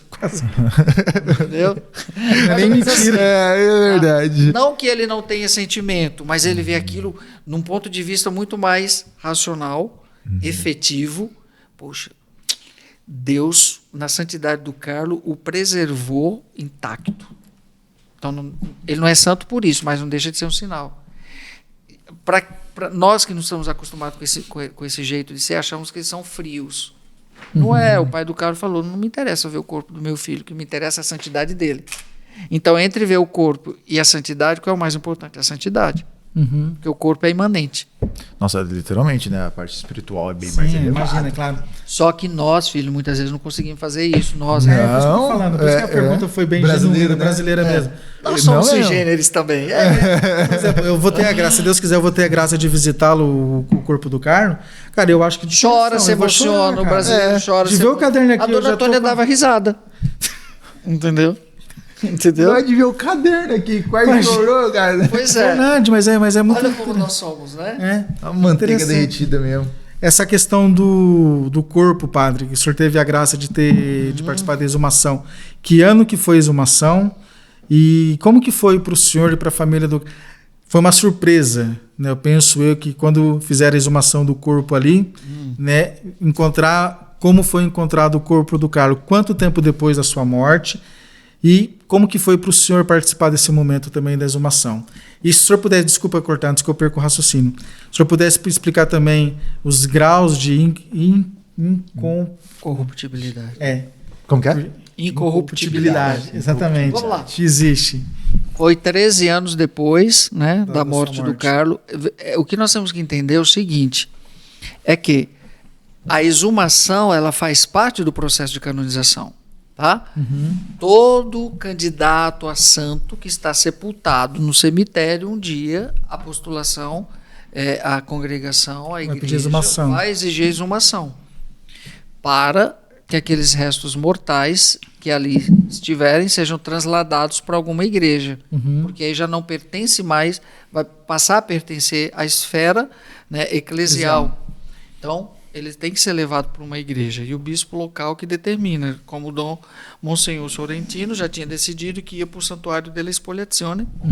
Não é a família que escolhe, eu sou dessa paróquia aqui, gostaria que ficasse aqui, exemplo. Não, Não é, a família, é o bispo que determina. É. Entendi. O que a família interferiu, por exemplo, a família do Carlos pertence à Catedral de Assis. O que Dona Antônia pediu foi que o coração fosse para a Catedral de Assis. Ela foi acolhida esse Foi. pedido. Então o coração do Carlos está na catedral. O corpo está no Santuário do Despojamento, onde o bispo determinou que seria lá o santuário para veneração dos restos mortais do Carlos. Então, na exumação se encontrou o corpo do Carlos intacto. A palavra intacto, sabe o que significa, Gabriel? Todo inteiro. Intacto. Todo inteiro. Você está intacto, você está todo inteiro. Então, no caso de uma pessoa morta, que é exumada, o corpo intacto significa todo inteiro. Significa que não houve decomposição. Mas todo. Todinho, estava todinho, bonitinho. Tanto os órgãos internos como pele, unha. Eu fiquei olhando assim. É impressionante, né? Mas isso que eu quero chegar, pai. Rapidinho, desculpa cortar. Porque Eu fui quase brasileiro, quase que eu quis pegar. eu quero chegar aí. Agora, hein? Abriu ali o caixão. Caramba, Aquela moço. expectativa, assim, eu acho que a expectativa, humanamente dizendo, tá só o Não osso. tem nada. É Tem isso nada. que eu tô dizendo. E quando abre ali e vê daquela forma, esse momento, tanto do senhor quanto da mãe, da família do Carlos. Dona Antônia deu um pulo e disse: e o sapevo? Meu filho, eu sabia que Eu ele ia estava traduzir assim. já, isso eu sabia. Você sabia, né? Eu sabia. Foi tirado o caixão e foi levado para a capela dos Capuchinhos, lá em Assis. E quando se abriu, estava um grupo de legistas, de médicos. Quando se abriu, lógico, tinha um odor muito forte. né? Aí passa, a partir do momento que tem contato com oxigênio, né? Coisas ficam assim. Aí estava aquele garotão, deitado. Assim, ressecado, lógico, escuro, bem Caramba, ressecado. Né? Cabelo todo caído, né? Porque desprende do crânio. E eu fiquei atento olhando as unhas, assim, as mãozinhas perfeitinhas, assim, uma pele ressecada, sabe? Sim. Mas desidratado, todo sequinho, mas nada decomposto, nada podre, nada apodreceu. Aí eles ficaram fazendo ali um tratamento, demorou mais ou menos uns 2 meses, à base de sal, de mumificação, né? E aí abre-se, tira tudo que tem, estava tudo também perfeitinho. Por dentro também? Perfeitinho. Depois de mumificado, aí o bispo marcou a data do transladamento para o santuário. Aí foi feito o transladamento lá para onde estava, e ficou 1 ano fechado, só abriu no ano da beatificação. Né? Lembro como se fosse hoje, a abertura foi no dia 1º de outubro, que nós estávamos lá quando abriu. Mas uma semana antes eu estava lá, Dona Antônia que foi vestir o corpo do filho. Foi dizer, essa calça, esse tênis, é isso que eu quero. Escolheu tudo. Foi, que meu filho está hoje. Meu filho se vestia assim. Muito legal, né? Nossa. Depois de tratado, já todo, né? Ficou 1 ano já depois de tratado, uma semana antes ela foi ajudar. Mas quando ele ficou 1 ano lá, ele estava no caixão lá, poderia ter o risco, ou não, de agora não apodrece mais. Agora não. Está mumificado. Ah, tá. Que daí aí é colocado sobre o rosto uma máscara de silicone. Ali é uma máscara de silicone. E nas mãos. É um processo que foi feito do Padre Pio também, é assim. Exatamente. Né? Exatamente. Então, faz parte do processo, tem que ser exumado. Quando você for santo, quando for para ser beatificado, você vai ter que ser exumado. Vai encontrar o que seu lá, será, Gabrielzão? Exumação sua. Intacto? Tem mais... Tem pergunta da live. Tem pergunta da live. Manda pergunta da live aí. A live tá no celular do menino ali. A pergunta da live que eu recebi aqui. Tem várias perguntas também, viu, padre? No ponto aqui, ó. Como surgiu o apostolado Devotos de Carlo Acutis no Brasil? Começou eu rezando o terço meia-noite lá na Itália, 6 horas da tarde aqui no Brasil. Eu lá no quarto do Carlos, sentado na cama dele, rezando o terço. Caramba, só isso. E hoje a gente é um pequeno grupo, é uma associação civil, onde nós buscamos doações para ajudar algumas instituições que cuidam de crianças com câncer. Ah, entendi. Já fomos a Fortaleza, nós adotamos 2 instituições, o Lar Amigos de Jesus, lá no Senhor de Fátima, e um em Recife. Então, os devotos de Carlos mandam ajudinha todo mês e a gente manda para lá. Quem quiser fazer a doação, a gente consegue colocar? Pode, pelo CNPJ do apostolado, que é uma associação civil, não é religiosa. Um pequeno grupo de devotos do Carlos que quer ajudar. Perfeito. Porque o que Carlos fazia? Juntava sua mesada e ia levar na obra dos franciscanos todo mês. Então, a gente faz assim, é como se juntássemos a mesada do Carlos e fôssemos ajudar as crianças com câncer. O senhor imaginava, padre, que se tornaria, quando eu falo o senhor, a sua pessoa mesmo, assim, tá? Não sei se é essa palavra, mas é o que vem na minha cabeça, talvez a referência da propagação do Carlo Acutis no Brasil. Imagina, assim, claro, depois da canonização, talvez, o senhor que levou também, acompanhou o processo todo, mas ser dessa forma, que o senhor falou uma coisa interessante no começo do podcast, né? O Carlo Acutis surgiu, no bom sentido, no Brasil para o mundo, não foi da Itália para o mundo. O senhor imaginava que poderia hoje, a missão que o senhor tem no Brasil, também fora do Brasil, nas missões que o senhor faz, imaginaria que seria dessa forma? Padre, honestamente, com toda a sinceridade do meu coração, da minha alma, não. Até porque eu nunca tive pretensão disso. Eu sempre fui de bastidores, fazer o meu trabalho como pároco, etc. E jamais imaginaria. E eu lembro que no início foi até um pouco assustador, mas tudo foi acontecendo naturalmente, né? E eu assim, meu Deus, tanto padre no mundo, porque eu, né? Com uma pessoa mais íntima eu cheguei a conversar assim, não, gente, não vou. Com a Dona Antônia mesmo, eu resisti muito para encarar isso. Não, Dona Antônia, eu vou ajudar vocês aqui na associação, nos bastidores, está tão bom. Não, Padre Fábio, você é jovem. Não, Dona Antônia, já tenho 50 quase. Não, mas você tem que ir, não sei o quê. Não, padre, não imaginaria. Da mesma forma que no dia que eu achar que está a missão cumprida, eu me retiro. Sabe, não tenho vaidade nenhuma com isso. Aliás, até me chateia algumas vezes de ser comparado com uma estrela para essas coisas. Nada disso, pelo amor de Deus, né? Quem me acompanha sabe, quando eu estou nas missões eu gosto de estar no meio das pessoas mesmo. Não tem esse negócio de... Primeiro, não sou artista. Eu sou portador de uma mensagem pela qual que não é minha, né? Então não posso patentear o que não é meu. O Carlos é da igreja, é do mundo, e se de repente eu tiver a oportunidade de experimentar isso mais de perto, por que não levar, né? Mas realmente, confesso para o senhor, não tinha essa pretensão, não. Assim como não tenho vaidade nenhuma, no dia que eu achar que acabou, ninguém vai... Assim como nem Instagram tinha, daqui um dia também, tchau. Sabe? Sou muito desapegado dessas coisas. Sabe? Muito mesmo, sem problema nenhum. Tá? Legal. Não tenho isso assim. Não. Agora, onde as minhas energias, as minhas forças possibilitarem, né, e a gente percebe que a coisa vai ganhando uma proporção que você às vezes não tem noção, porque eu tenho uma coisa comigo, padre, isso eu já vi muito, vai ver muito também, quando é de Deus vai, quando não é morre. Sim. Quando é só humano, quando é só vaidade, né, e às vezes a gente vê muita vaidade nisso, né, nessas coisas. Então eu não tenho essas graças, não. As pessoas que vão se juntando comigo, que estão nesse processo, tem muita gente que está comigo desde lá da Casa do Caro, né, e que foram entrando, né, estão aí voluntariamente também, porque gostam do Caro e querem juntos fazer. Eu já fui questionado no contato com jovens, né, até já chegou jovens para mim e falou: padre, o senhor não quer fundar uma comunidade de vida para a gente viver o carisma do Caro? Assim, não. Já dá lá, não. Né? Porque os jovens são tão carentes que eles sentem necessidade disso. Sim. E tem muita gente aí, pelo Brasil e pelo mundo, vivendo a espiritualidade do Caro e querem uma coisa tipo consagrada. Assim, não. De repente vai ser um outro que vai fazer isso, não sou eu. Não, padre, mas tem que... Não, pelo amor de Deus, tá bom, deixa eu estar fazendo isso que eu estou fazendo, tá muito legal, não tem essa pretensão de fundação de nada, pelo amor de Deus, não. A questão é que muitas vezes eu disse não para as coisas da igreja e depois eu tive que fazer. Esse é o problema. Buscaram na porta. Então padre, agora eu vou começar a dizer assim, foi. Duas vezes foi buscar na Duas porta. vezes. Isso a gente esqueceu. Não, jamais. Não é por nada, não. Aconteceu algumas coisas na minha vida que foi assim mesmo, pá, de repente, pá. E eu me senti desafiado a fazer, mas isso eu não sinto que não. Isso eu sinto que não. E tem coisas que a gente sente também, né? Hoje não. Imagina. Não, calma. Deixa eu estar falando para os jovens, ir no podcast, né? Falar do Carlos por aí afora, onde for. Está muito bom. Testemunhar essa experiência que vivi, que foi única.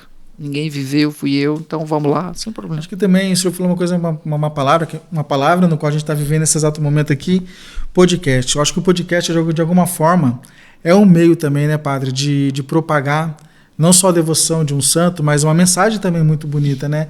Uma catequese também muito bonita, que nem o senhor, eu penso, tanto é que quando nós entramos em contato com o senhor, né, eu entrei em contato primeiro, né, eu já até falei pro Gabriel, nossa, vai dar tudo certinho, porque a gente entrou em contato com o Padre Fábio, vai ter a canonização do Carla Cutts, e possivelmente ele vai ser o primeiro podcast que ele vai vir, vai ser o nosso, na minha cabeça, né, iludido que só eu. Depois da canonização. E deu tudo, no bom sentido, deu tudo errado. Não é que deu errado, não né? Foi no nosso tempo. Não foi no nosso tempo. Mas eu acredito... Mas de repente é o primeiro antes da canonização. Não tem um podcast agendado mais. Isso que eu ia perguntar para o senhor não Dia tem... 5 de setembro, não tem nada agendado. Não, de podcast não, estava só o seu mesmo. Tá vendo? Continua sendo. Mas eu achei que continua sendo aqui. Por conta que. Eu acredito que o senhor vai receber muito mais convites. Eu profetizo. Porque, assim, de fato, é uma devoção muito. E tem que ser propagada, padre. Eu acho que tem muita coisa a ser vivida ainda não chegou no auge. Sim. A canonização encerra uma etapa. Exatamente. É o coroamento de tudo isso que a gente viveu até agora, 18 anos depois. Desses 18 anos, eu estou aí desde 2012. Né, 13 anos junto desse processo todo. Então agora coroa. Sim. O que vem depois, só Deus sabe. Deus sabe. E quem... Os carismas, as coisas, os frutos. Uma comunidade de vida. Pois é, fundada por outros padres. Fundada por... Você se livrou, hein? Não. Padre, você tem mais pergunta aí, Gabriel, das redes sociais? Não, das redes ainda não. O ponto dele falhou. Seu ponto não, falhou. Falhou. Ô, padre, a gente já tá para finalizar, o segundo finalizar. Ai, cara, tá tão bom a conversa. Ô, padre, assim, uma curiosidade. Apesar de ouvir o senhor, né, não conheço a dona Antônia, assim, mas ouvindo o senhor, toda essa serenidade que ela transmite, como é que foi para ela, né, saber que, claro, por conta da morte do Papa Francisco, ninguém não foi uma, né, essa essa fatalidade. Como é que foi para ela, já com o processo marcado, já com a missa marcada, com a canonização marcada, né? Vem a morte do Papa Francisco e daí fica stand-by a canonização. Claro, não sabíamos quando o tempo ia demorar de novo uma nova data. Como que ela recebeu essa notícia? Apesar de eu saber a resposta, penso que está enganado também, né? De achar que eu sei a resposta. Bem serena, bem tranquila. Mas humanamente, assim, como que você acha que o senhor conversou com ela sobre? Sim. Inclusive no mês passado a gente ficou até meia-noite conversando sobre isso, né? A Dona Antônia é uma mulher tão do céu que o fato da canonização não ter acontecido na data que estava tudo organizado, né? Não foi... Sabe o que ela falou para mim? E a mesma coisa que eu falei, ela falou assim: foi Carlos que não quis. Foi Carlos que não quis que fosse agora. Uhum. Então pronto, foi o Carlos que não quis. Assim, a Dona Antônia, foi Carlos. Né? Foi Carlos que não quis. Então, assim, nós vamos abrir um novo momento, estamos abrindo um novo momento da igreja com um novo pontificado, vai ser a primeira canonização do Papa. Sim. Né? Então não deixa de ser sinais. E olha a coincidência, 7 de setembro. Quando veio o 7 de setembro, mas o Carlos ama o Brasil mesmo. É brasileiro. E que dia é 7 de setembro? Dia da independência do Brasil.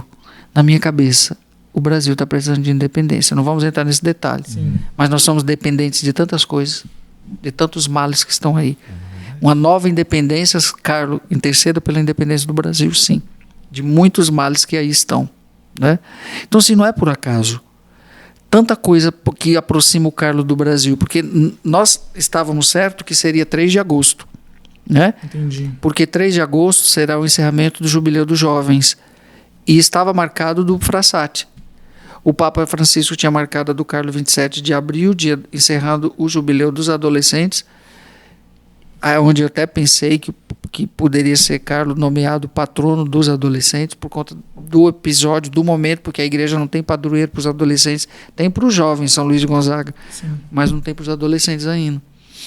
E nós estávamos certos, inclusive lá com a Dona Antônia, que tudo ia ser dia 3, o Papa ia transferir a do Carlos para o dia 3, encerrando o Jubileu da Juventude junto com o Frassati.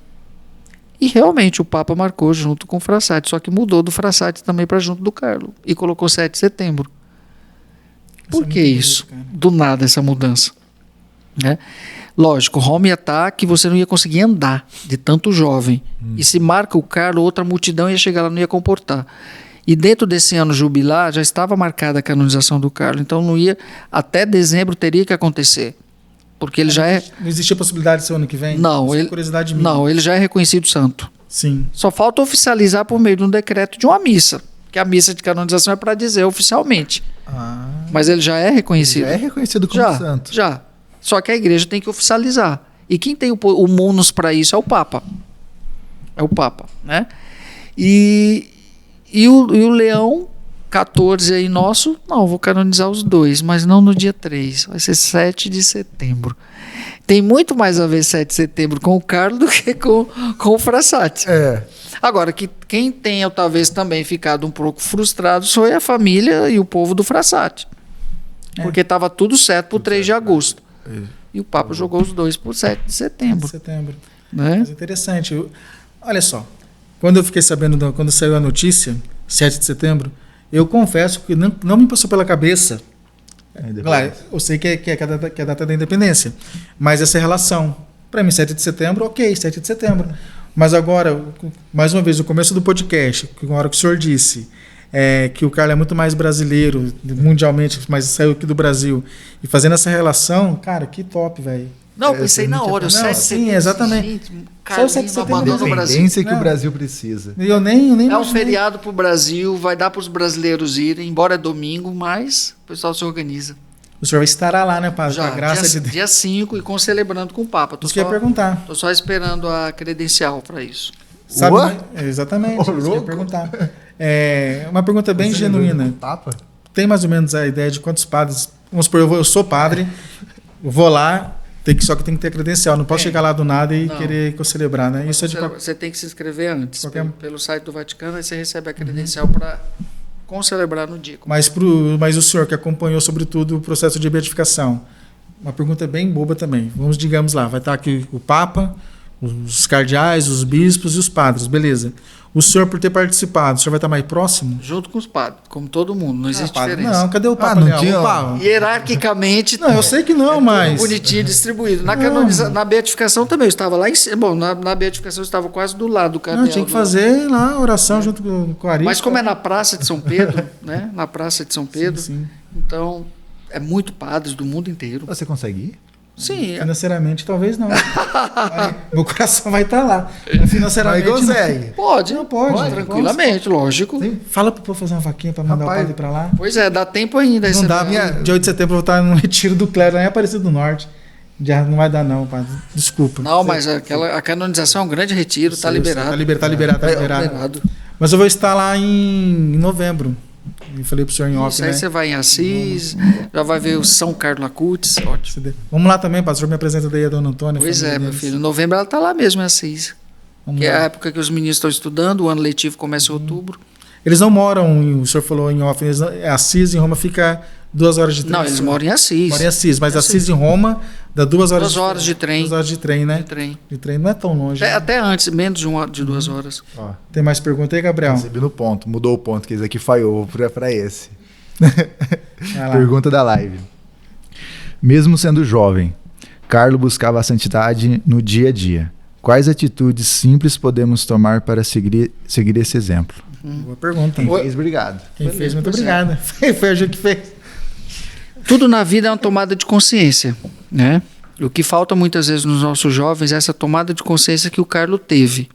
Né? E como eu sempre falo onde eu vou, com 7 anos de idade, o Carlo, quando comungou a primeira vez, ele estabeleceu o seu projeto de vida. E é o que eu sempre falo para os jovens, para nós padres e para todo mundo. O que vocês querem das suas vidas? Vocês estão passando o quê? Fazendo o quê dessa vida? Né? Então, o primeiro passo que o Carlo fez foi estabelecer um projeto de vida. Então, meus queridos jovens, vocês estão nos ouvindo. Qual é o projeto de vida de vocês? O que vocês querem? O Carlos sabia o que queria o céu. E você quer o quê? Quer o carro? Beleza, só trabalhar e comprar. Só que o carro vai acabar, você vai morrer e o carro vai ficar. E aí? Então o Carlos foi transcendente. Então, ver as coisas de uma forma transcendente faz com que a nossa perspectiva de vida seja completamente diferente disso aqui que a gente vive. Né? Então, digo aos jovens, tenham um projeto de vida, saibam o que querem, estabeleçam esse projeto. Façam, né, esse plano, né, ao longo, ao curto, né, médio prazo, não sei, mas saibam vislumbrar alguma coisa que transcenda isso aqui, porque isso aqui é muito pouco, muito pequeno. A gente vive isso aqui, mas nunca seremos satisfeitos, né, e felizes, até porque a falsa ideia de felicidade que os jovens têm, muitos deles hoje, é sempre jogada para o futuro. Sim. Ah, vou ser feliz quando eu estiver formado, vou ser feliz quando eu estiver casado, vou ser feliz quando eu tiver um carro, um apartamento. Felicidade não é fim, felicidade é meio. Então eu tenho que ser feliz hoje, com ou sem carro, né, com ou sem dinheiro. Né? E como o Carlos dizia, a felicidade é o olhar voltado para Deus e a tristeza é o olhar voltado para si mesmo. Então a falsa felicidade dos jovens hoje é porque está tudo voltado para eles mesmos, no que eu vou ser, no que eu quero ter, no eu. No ego. Saiam do ego, né? E passem a olhar as coisas de uma forma mais transcendental. Poxa, é bom ter o carro? É, mas isso não me faz feliz na plenitude. Isso não é o centro da minha vida. Eu não posso ser dependente disso. Tá? Caramba, Respondido? Tão bom ouvir. Responde. Tem mais alguma pergunta, Gabriel? Porque o padre também daqui a pouquinho tem que tomar um banho para missa. Depende como que tá. Falta quanto Falta tempo aí. no meu ponto aqui? Falta quanto tempo? Não, tranquilo. Ó, tem um que a gente vê assim. Eu sou ex-pagão. Tô tentando aprender a ser católico. Existe para mim um grande caminho. Quando eu comecei a entrar na igreja católica, antes disso, eu estudei contra, né? Então, quem fez a minha catequese, Padre Ricardo, sempre esteve junto comigo tirando todas as dúvidas. Só que tem uma frase que eu sempre ouço, que você sempre vê santos de antigamente. Para mim é uma alegria ver um santo tão jovem e nos dias atuais. O que você fala aos jovens, especialmente aos jovens, mas quando a gente fala jovem, até o semi-velho e os velhos, né? As categorias do semi e dos velhos mesmo. Que não pode. A dificuldade de ser santo hoje. Será que a mesma dificuldade de hoje foi a dificuldade de antigamente? Ou as pessoas só colocam desculpas, dúvidas, obstáculos para não buscar a santidade? Cada tempo tem as suas dificuldades próprias, seus anseios próprios, suas coisas próprias. O que nós temos que entender é que o chamado à santidade continua sendo o mesmo em todos os tempos. Isso não muda. Tá? Do jeito que Deus chamou São Francisco a ser santo, chamou o Carlos. O que muda são os contextos e o tempo no espaço. As dificuldades ou os desafios nos quais você foi chamado é que mudam. Mas o princípio é o mesmo. E quando que Deus chama a ser santo? No dia do batismo. Todo mundo foi chamado a ser santo. Todo mundo, indistintamente. Não é privilégio do Carlos, de São Francisco, Padre Pio, de ninguém. O chamado foi igual. A coragem de responder de uma forma mais radical aí varia, de um para um. Tá? Então, o mesmo desafio que São Francisco de Assis teve, no qual o Carlos se sentiu inspirado, o Carlos também teve no seu tempo. Tá bom? Então, essa ideia, um santo de hoje. Lógico, nós estamos no hoje, não estamos no antigamente. Tá? Hoje o santo é de calça jeans. São Francisco não usava calça jeans porque não tinha filho. Entendeu? Tá? Então, assim, a santidade é um chamado e ela perpassa o tempo, tá? As gerações. É sempre o mesmo. Você responde no tempo, acolhendo os sinais do tempo. Dom Bosco no seu tempo, Santa Catarina de Sena no seu tempo, São Francisco no seu tempo, Santo Antônio no seu tempo, Carlos no seu tempo. Muito simples. Mas o chamado é o mesmo. Não muda. Deus não muda, quem muda é a gente. Tá vendo? Tá vendo? Eu fiz a pergunta, mas foi para todo mundo. Recebam que é de graça. Ué. Mas é uma grande verdade, né, padre? Essa questão, óbvio, né? Falou aquilo que nós já sabemos. A santidade, nós somos convidados à santidade a partir do batismo. Né? Não tem outro caminho. Exato. Né? Não tem outro caminho, a não ser da entrega, da renúncia, né? Do querer ser de Deus. É de viver, no meu ponto de vista, daí é o primeiro mandamento. Que é amar a Deus sobre todas as coisas. Eu, de vez em quando, eu falo nas missas, né? Eu faço uma pergunta: vocês amam a Deus sobre todas as coisas? Sim, foi mentira. Não, a gente sabe que falta muito. Né? A gente sabe que nós estamos em déficit, porque nós não temos a coragem. Porque o Espírito Santo, que suscitou nos apóstolos todo o desejo, claro, né, da evangelização, da missão, é o mesmo. Os tempos são outros, mas é o mesmo Espírito. Qual que é a dificuldade nossa hoje de ser santo? A não ser a nossa covardia de não ser de Deus. Então, fazendo essa pergunta, qual que é a nossa dificuldade de ser? Porque a dificuldade é que a gente tem uma ideia caricata de santidade. Exatamente. A gente acha que ser santo tem que ser dentro de um formato tal. Nossa, aquela pessoa fala piedosa, está sempre com o texto na mão, aquela é santa. Você não sabe o demônio que tem dentro dela. Entendeu? E a gente ainda julga ainda muitas vezes, caricatamente, como um perfil de personalidade. Nossa, porque aquela pessoa tem um reto tom na voz. Se fosse assim, Padre Pio não seria santo, porque pensa no nome bruto. Então a santidade não está na personalidade. Personalidade é um acidente da humanidade. Porque você pode ser de uma personalidade ou de outra. Isso depende de como. Tá? A santidade transcende a tudo isso, menino. Muito. É no amor, na oblação, na configuração com Cristo que você faz, né, independente da tua limitação humana. Entendeu? Porque se nós formos olhar as limitações, ninguém vai ser santo nunca. Mas nunca mesmo. Entendeu? Por quê? É o divino, é o extraordinário, mas agindo no ordinário. Então você não tem que mudar, deixar de ser o que você é, mas você tem que potencializar o que você é em função do chamado. Tá? Respondi. Você não tem que se adulterar. Você não tem que mudar a sua personalidade. Você não tem que deixar de ser o Gabriel. Mas você tem que compreender o Gabriel. Quem é o Gabriel? E a partir daí, assumir o seu papel no mundo. Bonito que ele falou. Sério? Você não anotou nada. Não, mas você foi bonito. Mas é verdade, cara. Não, você não precisa mudar buscando... aquela pessoa. O máximo que você pode fazer é ressignificar. Isso. Mas ninguém muda o que você é. É difícil, impossível, não tem como. Não, você podia chegar nos horários mais certos, daí você consegue mudar. Não, eu chego Exato. Seus atrasos, por exemplo, é um acidente. É um acidente. Poderia melhorar. Que poderia melhorar. Esse eu vou ressignificar isso vai a partir da sua consciência. Entendeu? É. Mas isso que o padre falou de fato faz muito sentido. A gente não precisa mudar, a gente precisa ser o que nós somos em Deus. Né? O Carlos, ele é santo porque ele buscou Deus em primeiro lugar. O Padre Pio é santo não porque ele era padre, porque ele buscou Deus em primeiro lugar. Exato. Entende? Não é porque... E antes do padre ele é gente. Ele é gente, é o que eu costumo dizer sempre. Sério, não parece ser muito distante? Assim, de verdade, na hora que você fala assim, ó, ser santo, eu, Gabriel, ex-pagão agora, na hora que fala ser santo, cara, parece que é um negócio... Leia Santo Agostinho. Tão então. longe. Leia Santo Agostinho e a gente volta a conversar sobre isso. Santo Agostinho? Isso. Santo Agostinho dizia, não há santo sem passado e não há pecador sem futuro. Entendeu? Não entendi, velho. Você não entendeu, foi nada, né? Como que é? Não há santo sem passado e não há pecador sem futuro. Entendi, agora entendi. Né? Traduzindo, não é porque eu peco hoje, eu não posso ser santo amanhã. Será, padre? Lógico, porque o que é a santidade? É um processo de conversão. Mas é pecador, não é? Você é santo porque porque você é pecador.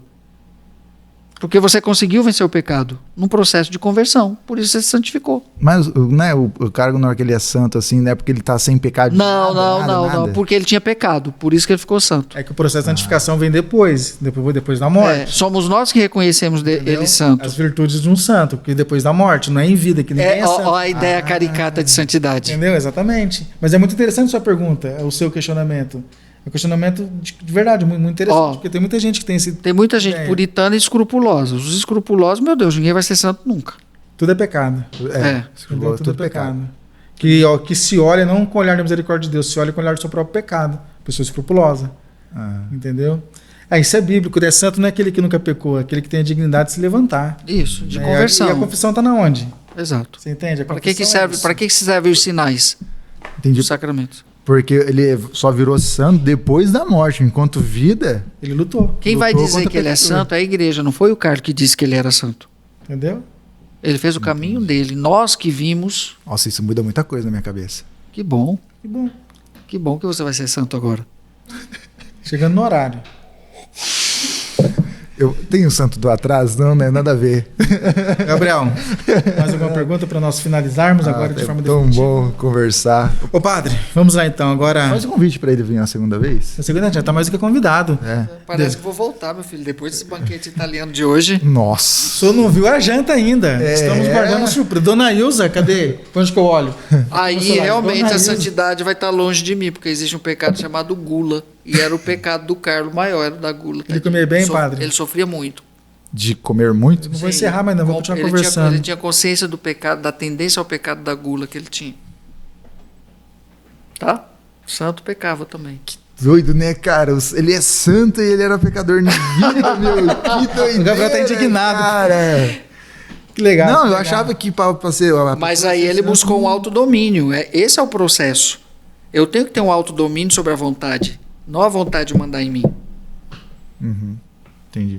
Mas você tem que ter consciência da sua limitação. Isso não te faz menos do que os outros. O primeiro passo para a gente mudar em qualquer coisa na vida é tomar consciência. Por exemplo, a sua vinda agora na Igreja Católica, de 2 anos e meio para cá, de algum modo é uma consciência. Não vou dizer jamais que você estava errado antes, não é? Imagina, zero esse mérito. Mas gerou em você uma consciência e está gerando todos os dias uma consciência de mudança de vida. O ordinário, no seu dia a dia, pode fazer na sua vida o extraordinário. Mas como que eu vou ver o extraordinário? Sendo de repente, eu não dou nem valor no ordinário. O ordinário é oração diária, confissão mensal, entender o nosso processo de que somos pecadores, que o Pai está dizendo, e buscar uma conversão. O que eu falo nas missas todo domingo? Já está nascendo vindo na missa aqui, sai daqui do mesmo jeito. Você tem que se converter. A missa é para conversão. Então, a gente tem que mudar de vida um pouquinho todos os dias. Esse é um processo. Não significa que eu não vou sentir o desejo, que eu não vou sentir vontade de pecar, que eu não vou... Você entende? É muito maior que... A santidade é muito maior que isso. Excede a tudo isso, entende? É uma vontade que pode ser realizada no ordinário, não no extraordinário. Senão a gente vai ficar esperando o extraordinário e o ordinário fica como? Ou então seja uma pessoa ordinária. Tem muita gente que é ordinário, que não busca a santidade. Ele falou com toda firmeza esse ordinário, né, cara? Mas acolha o extraordinário. Tá vendo? Foi pro lado bom. Ô, padre. Pô, é tão bom ter os 6-2 perto assim, cara. Vocês não estão entendendo aqui, ó, o pessoal da live do YouTube. Pô, é diferente estar junto com vocês, hein? Padre, é uma coisa extraordinária ou ordinária? Ordinária para ser extraordinária. Ou extraordinária? É você que tem que dizer. Tem que dizer, irmão. Esse momento para você está sendo ordinário ou extraordinário? Eu tenho uma resposta. Qual que é a resposta? Não, a resposta é sua. Eu tenho A pergunta é para você. Você. Você falou que era tão bom, isso é o quê? Você tem isso aqui todo dia? Não. Então é extraordinário. É extraordinário, Você tá tem vendo? todo dia a relíquia de um santo de primeiro grau? Pai do céu, não tem. Então, Isso é extraordinário. Você tem isso é extraordinário. Você tem o caderno de um santo na sua frente? Não. Esse aqui é ordinário? Não é ordinário. Esse aqui é extraordinário. Vai ser ordinário, eu vejo. Vai todo dia. Não, do lado bom, pelo amor de Deus, imagina. Isso é ordinário. Não, é extraordinário. Padre, Antes de finalizar, misericórdia. eu tô sentindo que é alguém do YouTube ou da live.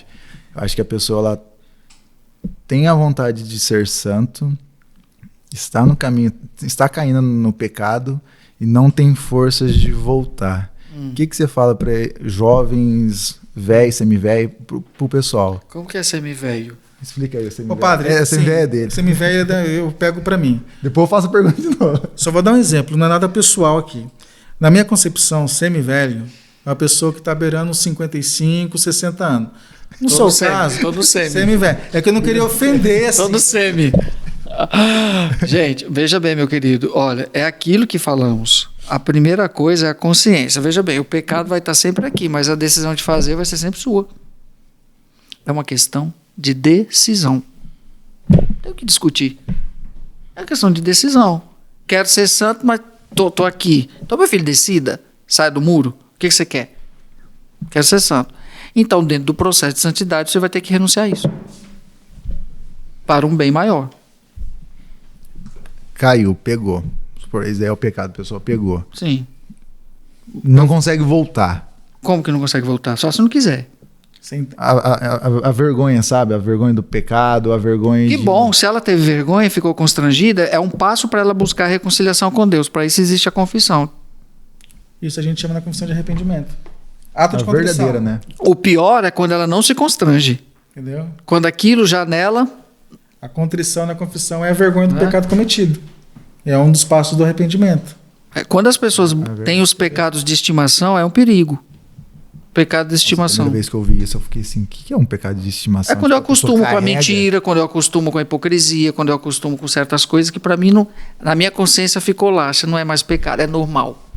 Todos fazem. Todo mundo faz, eu vou fazer. Quando cai nisso, aí é um perigo. Agora, quando você se constrange diante do ato falho, diante do pecado, é um bom sinal. Quando você se constrange, significa, poxa, eu não quero isso para mim, mas estou lutando para vencer. E Deus olha isso, essa intenção. Essa intenção. Isso é muito bonito, né? Porque quando eu aprendi mesmo a parte da confissão, que a primeira vez que eu fui confessar foi com o Padre Ricardo. Tô ouvindo, mas nem sei se vale. Porque realmente não valia, porque eu não era batizado nem nada. Aí depois eu fui... Aí cheguei lá, eu falei assim, cara, eu tô com muita vergonha de falar. Ele falou assim, então, tá certo. O duro é você chegar e você não se arrepender, você não se sentir envergonhado. O constrangimento é sempre um bom sinal quando se trata do processo de conversão. Porque quem não se constrange diante do mal que faz, a si mesmo ou ao outro, então a coisa está feia. Sim, sintetizando, quem não tem esse sentimento, quem nem tem esse arrependimento, quem não tem essa consciência, aí eu vou dizer, e eu que estou dizendo, não ama Deus sobre todas as coisas. Não tem amor a Deus. Finge que tem. Eu acho. É um achismo. Finge que tem, porque ainda falta experimentar Deus. Não que finge que tem, é um processo. Mas se tem isso na consciência, de não ter uma consciência de querer mudar, no meu ponto de vista, não ama Deus. Que não é o caso de muita gente, graças a Deus, ama Deus, a gente sabe disso. Mas falta ter essa experiência com Deus, de entender que santo não é aquele que nunca pecou. Santo é aquele que peca, mas tem a dignidade aquele que de se superou levantar, o pecado. Superou o pecado. Muito entendeu? Doido, cara. Isso daí é muito doido. Porque ninguém nasce pronto e acabado, tá, meu filho? A gente já nasce com a raiz do pecado, né? Por isso que a gente tem que ser batizado. Exato. Entendeu? É eliminada a mancha, mas a tendência continua. Chama de concupiscência na teologia, a tendência ao pecado. Ciência. Acho que é muita coisa para ele hoje. Vamos encerrar, para ter a missa daqui a pouco. Eu vou ter que assistir de novo. Olha, eu vou querer fazer a pergunta lá na missa, hein? Você vai ficar quietinho, né? O senhor pode encerrar para nós dando a bênção com a relíquia, por gentileza? Muito bem, a todos que nos acompanharam nesse podcast, nesse momento, aqui também conosco nas lives, ao Padre, ao Gabriel, quem está aqui nos bastidores. Vamos pedir a Carlos que interceda por cada um, concedendo a graça necessária que cada um necessita, que venha do céu, porque Deus, como Pai, nos ama e os santos nos dão uma forcinha quando nós buscamos a sua intercessão. O Senhor esteja convosco. Ele está no meio de nós. Por intercessão do Beato Carlo Acutis, abençoe-vos o Deus Todo-Poderoso, o Pai, o Filho e o Espírito Santo. Amém. Desça sobre todos vocês e permaneça para sempre. Graças a Deus. Muito Aê, obrigado, viva Padre. Carlos!